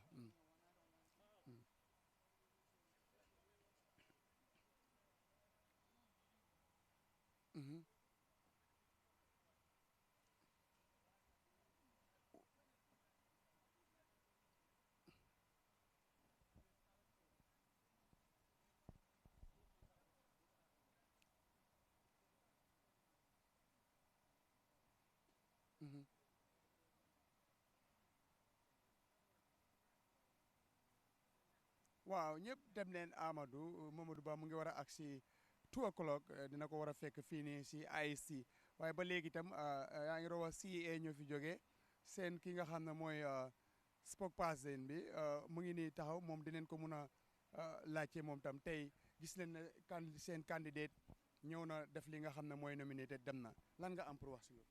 xanaa di wane suma kontante suma mbégte di gërëm yàlla di ko sant pour ne liggéey bi ñu doon def yëpp di ko ñaan mu jàppale ñu yàlla sottal na ko bañ mun a egsi fii nii so di kontaan rek di santaat yàlla di ko gërëm ndem nangoo su ñaan pour ñu egsi fii nii. ok mu mel ni yéen a ngi ci doon dox si li nga xam ne mooy coalition amoon juróomi parti yi nga xam ne doon ngeen toog di waxtaan ak ñoom tey fan la loolu mujj ba gisuñ ñooñu tey. dëgg la ñu ngi doon dox si alliance ñu ooyee ko alliance for change 2021 mu commencé woon ak fukki parti ak benn parti di génn benn di bañ a bokk ci waxtaan bi ba mu desoon juróomi parti so guddi bala ñu doon sign kayit googu noonu juróomi parti ñoo toogoon ñu wax ñu d'accord ne dinañ xëy ñëw sign ci kanami taskati xibaar yi pour wane ne ñoom pare nañ pour bokka jël kenn tànn ko jiital ko pour mu bokk si jongante bi ni élection pour nekk président waaye bi ñu xëyee ci suba soosu noonu ñu ñëw ñu gis ne ñetti parti rek a ñëw ci place bi. yooyu moo doon yan. mooy GMC APP and Citizens Alliance CA ñoo ñëw waaye bi ñu ñëwee ñu jàpp ne comme que ñëw nañ suñ d'accord démb ba mooy wane ne dinañ ñëw gars yi ñëwuñ te xamaguñ lan moo tax ñëwut léegi ñu nañ leen continuer rek ñu def comme que seen turang fa ñu sign suñ paree ñoom it ñu jéem a jokkalante ñoom ñu seet ndagaay nañ mën a sign so noonu lañ signé because oo ñiñ oo ñëw nañ taskati xibaar yang fa xam nga duñ mën a ñëw ne leen liñ waxoon duñ ko waxati so ci suñ gis-gis mooy ne ci loolu lañ nekk di xaar pour gars yi dellusiwaat pour wax coalition bari bi ne pare nañ pour sign o pare guñ pour sign GFA nag fooguma ne taxaat na kenn war na koo xaaraat parce que gis nañ ne génn na mu wone ne am na ku muy support mooy UDP lu rafet la loo xam ne la yelleefam la waaye nit ki da ngay war a déggu rek sa kàddu ak sooy defit nay leer amul nëbbu nëbbu parce que kenn moomut kenn Badou itam dañ gis ne rek docteur Ismaila dafa bëgg a moom mu nekk ku nga xam ne moom leen jiital mbaaru ñoom dañ teel a gis loolu. déedéet duñ mën a gis loolu noonu parce que Ismaila moo initiate coalition bi nii moo ko commencé moo jokkalante ñoom ay yooyu noonu parce que boo gisee mu def ko rek ndaw la ba pare réew bi dañ tooro foo xam ne ñëpp a ngee jooy ne dañ bëgg a Adama Barrow génn te gis nañu pour génnee Adama Barrow foog partir yëpp ñu bokk parce que xaajaaloo bi du ñu may li ñuy jooy so moo taxit kenn defu ko ñu gis ne time amul mu jóg jokkalante ñëpp oo leen te buñ ne you understand give credit ku nekk am nga fu may support waaye da wax dëgg it si toppa yàlla la bokk su dee suñ ne flexibility from the beginning to the end o fi gaay em du ma ne end parce que enangut waaye fiñ commencé ba fiñ toll suñ ne bu dee flexibility la and somebody who's bending their back just to see this thing happen mooy si Ismaila Ceesay ak Citizens Alliance parce que léegi-léegi dafay ñëw meeting mu wax ñu la gaay wax foofu noonu bu ne naka lañ ko xatee buñ ne déedéet lii moom moo dee toog pour preach ñu ne lañ suñoo toog when we talk about consensus building you cannot always have a stand and hold your stand you should be ready to bend to meet the other people halfway for the sake of negotiation and for the sake of coming to a consensus or to an agreement so kuy war a toog di ko ŋàññe ne moom dafa bugg a jiitu fooguma ne loolu dëgg la and fooguma ne kuy wax loolu it fiyaa nga ak moom amel nga ko aaxa man naw la ak fim noonu alliance boobu noonu comme que nekkul amut ndax mun neen gis ne itam kii di Ismaila Ceesay balaa élection dina ànd ak yeneen parti pour comme nu mu ko bëggee moom génnee fi président Barrow su dee buñ eggee foofu right now ñun nekkuñ di wax ak kenn apart from Alliance for Change 2021 bi nga xam ne ba tey ñu ngi xaar pour xool fan la moo jëm bu passé boobu noonu waxuñoo kenn because even bu ñuy jëm ci boobu noonu mun naa wax ne ñun balaa ñuy even def alliance bu mag bi nii amoon nañ parti yuñ ooyoon o si yiñ demoon nañ leen waxtaan ñu xool na ñuy bokkee ñetti yoon first time boobu doxut ñu demaat beneen boobu doxut bii mooy third one bi nga xam ne at least am na fuñ toll ba sign an MOU so ñun yàgg nañ di jokkalante nit ñi te du ma ne duñ jokkalante kenn waaye right now nekkuñ di jokkalante gom nañ li ñuy def ba nga xam ne ay yëfi njuuj njaay ay wax fii wax fële am ñaari kàddu bokkuñ ko xamuñ ko te duñ ci duga so su nekkee ne nag ba tey li des bari na gàtt na gàttut parce que lu bari xëj na ci diggante bi su dee ne toll nañ foo xam ne jamono ji laajte na ko situation bi laajte na ko dina xew waaye bu dul loolu ñun yaakaar nañ suñ doole la yaakaar nañ suñ man-man li ñuy liggéey xam nañ ko te ñu ngee liggéey te suñ jubluwaay fi ma taxaw nii mooy nañ dinañ dem si élection bi put up suñ candidate comme nañ defee nomination bi right now and pour December 4th so mu mel ni léegi parti yooyu yëpp ngeen doon waxat all PP naka la APP bi rek leen gis ne kii di docteur Diagne moom leen gis ne moom rek moo ñëw ànd ak yéen am nomination ak yéen waaw docteur Diagne moom leeral na ci kuréel toog boobu noonu ne moom ñoom it duñ put up ak candidate ñoom seen support dañ koo def ci gannaaw Citizens Alliance so moom boobu it leer na so fu mu nekk nii daal ci wax bi ñu sign mooy Mai Fatty la ak Citizens Alliance ak NUP parce que GFA génne nañ ko te of course APP du put up ak candidate génne nañ ko so bu wax bi buy dem daal ñetti parti yi la su ñu la génne yi dina def ñaar ñi ñu xool bu dee d'accord uñ ku nekk ni nga demal sa bopp bu dee d'accord nañ nag dinañ seet ñoom ñaar kan lañ cee put up kon alliance boo nekk na fi léeboo lippen léegi du ma ne léeboo lippen parce que jeexangut du ma ne jeexangut de lan moo si des parce que d'accord nguñ pour put up ak candidate li may wax mu ngi still open Mai Fatty ñëw na démb def nomination waaye nomination taxul parce que coalition bi is a party led nii dut mun ngaa dem nomination bi mun ngaa withdraw is a party led suñ demee ba d'accord den kiñ tànn moom mooy nekk coalition flag bearer bi ñi ci des su dee put up nañ nomination dinañ dem ñu withdraw ñu support ke leen loolu mooy kon ba léegi da ngeen bëgg a continuer waxtaan bi ba léegi yéen lii problème bi mooy kuy nekk leader bi loolu la nit ñi wax man gisuma ne problème ay waxtaan la because ay sarta lañ taaj ne sarta bi buñ ko defee su doxul ñu dem ci beneen bu boobu demu ñu dem ñetti sarta lañ taaj soo dinañ waxtaanee loolu rek ba xam rek ni may waxee rek fu mu nekk nii amen ku ci nekk am nga sa yaakaar boppa ku nekk da nga commencé balaa waxtaan yi ñëw soo bu doxul rek ku nekk dem sa ngoyoo ngoy bot sa doom waaye ni mën na leen séntu ngeen dem si yeneen parti yi mag yi fi nekk bu mel ni GDC or UDP or any other party pour yow sa gis-gis ñooy parti yu mag yi ñaan man suma gis-gis ak liñ liggéey dugg ak Banjul from Banjul ba Koyna ba Katong fooguma ne man mun naa fee ooyee kenn ku ñu ëppa ku ñu gën a rëy loolu yow sañ nga waaw man sañ naa ko parce que man su rëyaay du ci mbooloo mi ñëw fii nii man rëyaay mooy ci nit ñi ñuy jànkuwanteel fi ñuy dugga di waxtaan ak ñoom di xam seen bébét di xam seen joytu man pour man rëyaay fooy la tula how much do you touch people's heart how much minds are you changing pour man I measure huge and big in the towns not on a crowd ok askan bi ñoom seen bopp man li may wax mooy Yaya Jammeh kenn ëpp fa woon crowd waaye askan équatorial bi ñoo already sampal mbër yi nga xam ne ñoo fi gën a mag muy NPP UDP GDC Essa Fall luñ dégg si askan bi loolu leen nekk di wax ñu ne ñooñu ñuy compete si élection bi ndax pare ngeen pour ànd si ñooñu ñeen because 900,000 ñoo register élection kenn mënut a wax ne élection tam mbooloo bokku si parti bu am mbooloo boobu dañ foog ñu oyee ko parti bu mag par élection mbooloo la parce que mbooloo ñoo mën a ñëw sànni nit mu gagné soo yéen ndax pare ngeen pour ànd si parti yi mag yooyu askan bi wax si ñooñu benn de man ànduma ci man pour man li ma la ko waxee rek ma delluwaat ci man du mbooloo googu mooy tax ma ne parti bi wér na li ma lay wax mooy Yaya Jammeh kon ëpp ko fi woon mbooloo understand ba 2016 kenn gëmutoon ne Yaya Jammeh na fi génn mbooloo ko fi génne waaw loolu la wax ni waaye mbooloo gi ko ëppa xam nga ñu bari dañuy toog du ñuy génne mbooloo gi ko toppoon coalition bi sax gëmuñu woon ne dinañ fi génne Yaya Jammeh understand nga waaye parce que ñoom it ñi leen doon toppa du ñëpp a génn parce que ñëpp a ngi ragaloon toog seen kër yi waaw mu ngo looloo xew nag fu mu nekk nii ñooñu génn ñu vote Yaya Jammeh waaro so ñun ci loolu lañ yaakaar li may wax mooy ngóoroo di si karaar waaye ci message bi ak how many hard ñi toog seen kër yi génnuñ waaye li nga laal seen xol yow xamuloo ko man xaw ma ko te ñun gëm nañ ne def nañ loolu lu bari jërëjëf thank you very much kooku mooy spokesperson bu ki nga xam ne mooy Citizen Alliance de jiite ko di docteur Cissé moom leen doon waxtaanal noonu ñoom nag dañ fi amoon li nga xam ne mooy coalition alliance bu nga xam ne kii di docteur Cissé woote woon na ko fi dégg nga dum ko waxee si gannaaw fukki parti ak ñett la woon mujj si juróomi parti léegi si benn parti la mujj kon alliance boobu nekk na bu nga xam ne ni amul dundul daal because depuis mu commencé ko ba léegi dafa nekk di wàññeeku waaye yokkut ba tey benn parti leen ko gisee mu ànd ak muy APP parti bu nga xam ne ni kii di docteur Diagne moo ko jiite ñoom noonu leen bëgg a demee si li nga xam ne wax na ne tam ñu ngi continuer di waxtaan ak yeneen parti yi fii balaa élection pour ñu mun a amal li nga xam ne mooy élection su ko defee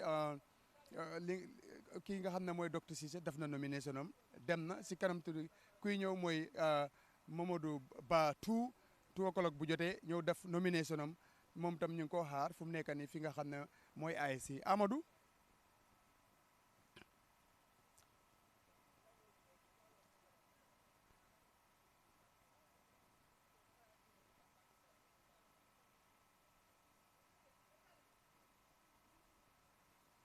jërëjëf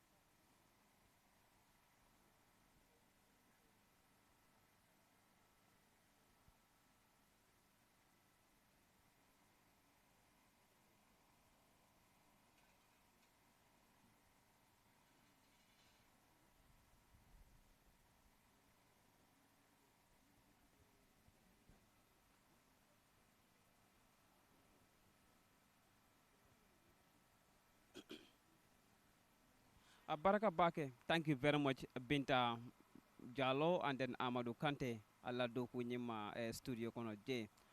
Ntelmi yalan ko mbe a isla bumbaro yandam yalan ko wala marra carte fay wonin carte Kenya la banko kan wala bumbati gambe be kam min jibe ni watolo gambe be kam lammo nin tembenna binta nga jibe janne mi yalon ko min keta mo saban jonte min keta Dr. Ismaila Siseri tumo na fanana dala bankero di katandi ko afana molete miyanko 2020 wana e simfa tale pour que banko nyini gambe dingol bolo kono mi yalon ko gammeno lanno sotolo anin ye jeña jala mi yalon ko atesa kenan moti min ba gambe sambanno ka bonde fannado la ka samba fannado fanala waya sabule afana kata sula kuwote pour ka dabula mol kono pour ka banko nyini gammenol bulo kono tumo minna Dr. Cissé nata underground dang ayo fana banke anin media fana mi yan ko lekete kibar bu ngola fannati nyinen garin jabir bo kam min keta wote mi yaji nen ka min ka tandi ko man sakunda do hamoni dino min te wala nen ko ni sita sidan kay ba munne mun kala ay min konti wala siatale bari nga fole ko nim politician o jama babe ya ni diamta e kanala ni diamola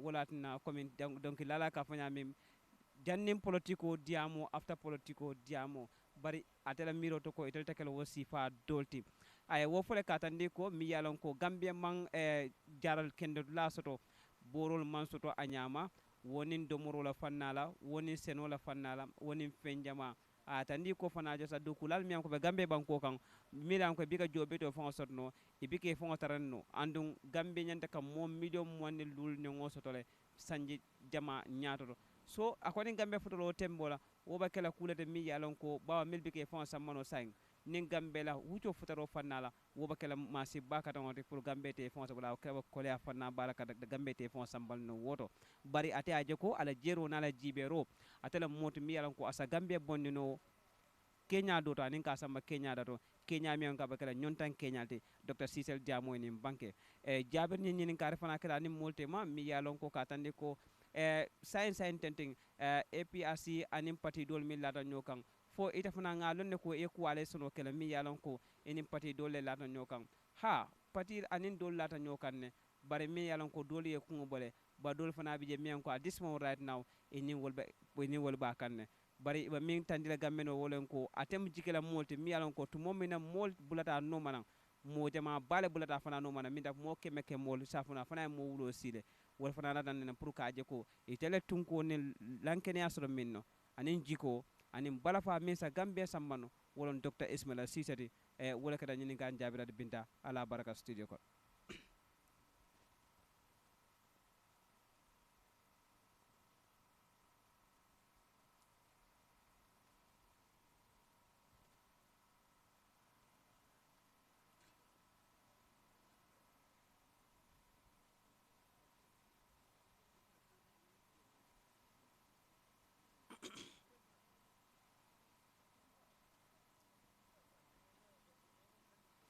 okay, at this moment right now candidate fana fela futata le bari jabiro minti wala niko itere kila dia mole ke bari baro ni futuro air conditioner kono o bumba katan kono ikanyina molla do ko lale politician jama baraka bring mamawol jamano politician kay manyala na nyaton ko ni samba daminto na hamon dino prien samba daminto ika darsa jelal ika kemunete ngabala kude bika kenya simbala kudeti a buton binta wolon jabirote politician do fana fela min kala mamad ba tuti afla dunta baye kono sainteng anen IEC pour que IEC la simfa nya tandala ka tandala ko der sode ne bulo kono pour ayo muda fintindi a tandi molla ko a fana ba bulal mol kono pour IEC ba tandila gammenol ko mamad fana molte miyan ko nsonta nga dunyo soda ko afana nga minyene ka bulo kono adim molal afla saba ka fanga mol nyel pour que gambe nyen wala mamad ba tuti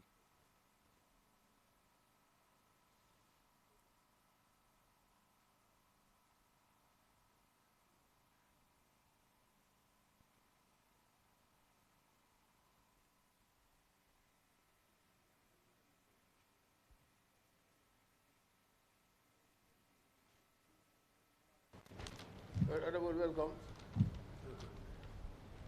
And you are here for nomination, and you are required to submit your documents. Can we have them, please?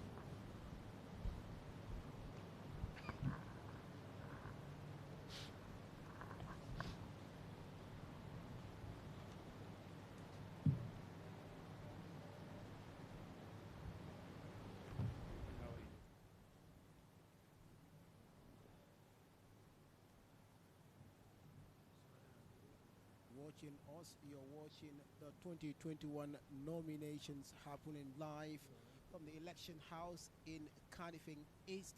That's the fourth candidate here for his nominations with the IEC nomination team. Currently, that is what is happening here live after the sudden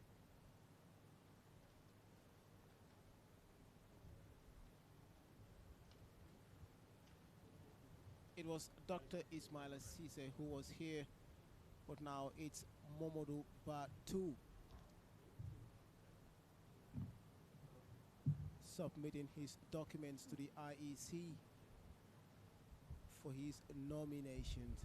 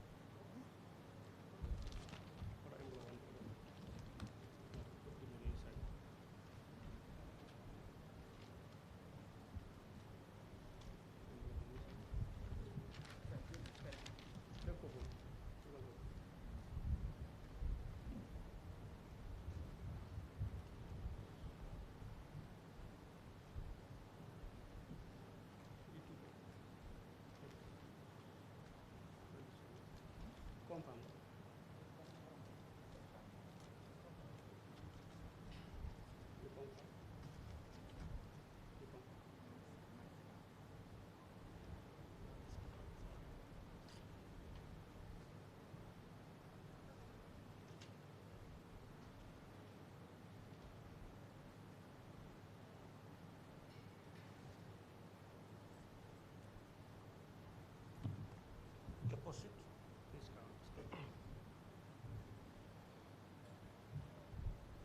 Your color? What's the color of this? What's the name?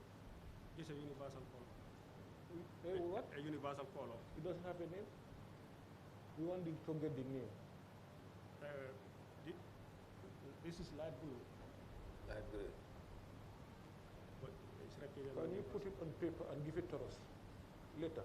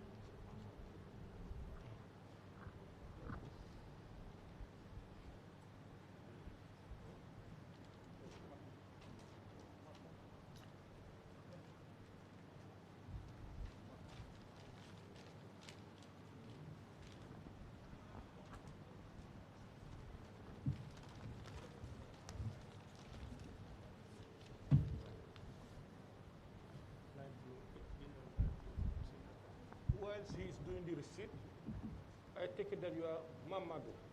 M-A-M-A. M-A-N. So what we had was Mamadou. This is why we say Mamadou too. Now we are correcting it and say Mamadou Ba. Okay. So it's Mamadou, not Mamadou too. Thank you. That was my mistake. Thank God you accept it. Yeah. You say Mamadou when it is Mamadou. Then it was your own mistake, not the IEC. Not That's the clear. IEC, exactly. Let the whole know that. Exactly. Okay. Okay, let's wait for the receipt.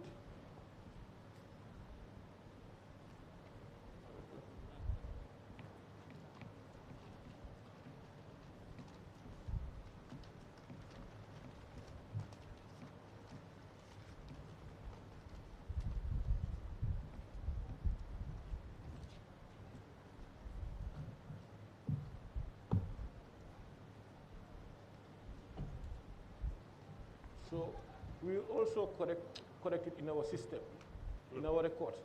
From Mamadou to Mamadou with effect from today. Thank you.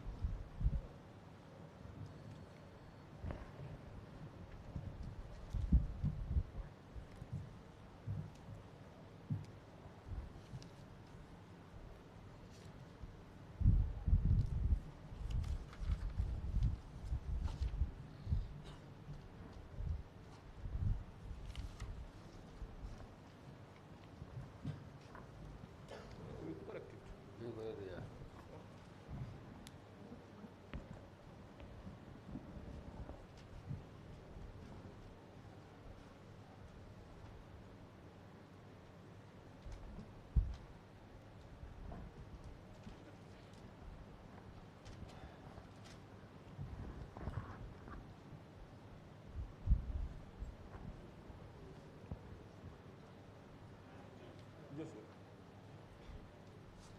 Can I go and change it? Yeah. No, but it's change it later. That was an initial. Okay. Because you can initial it. Okay, let me initial it. Yeah. Let me change it. You initial it. Yes.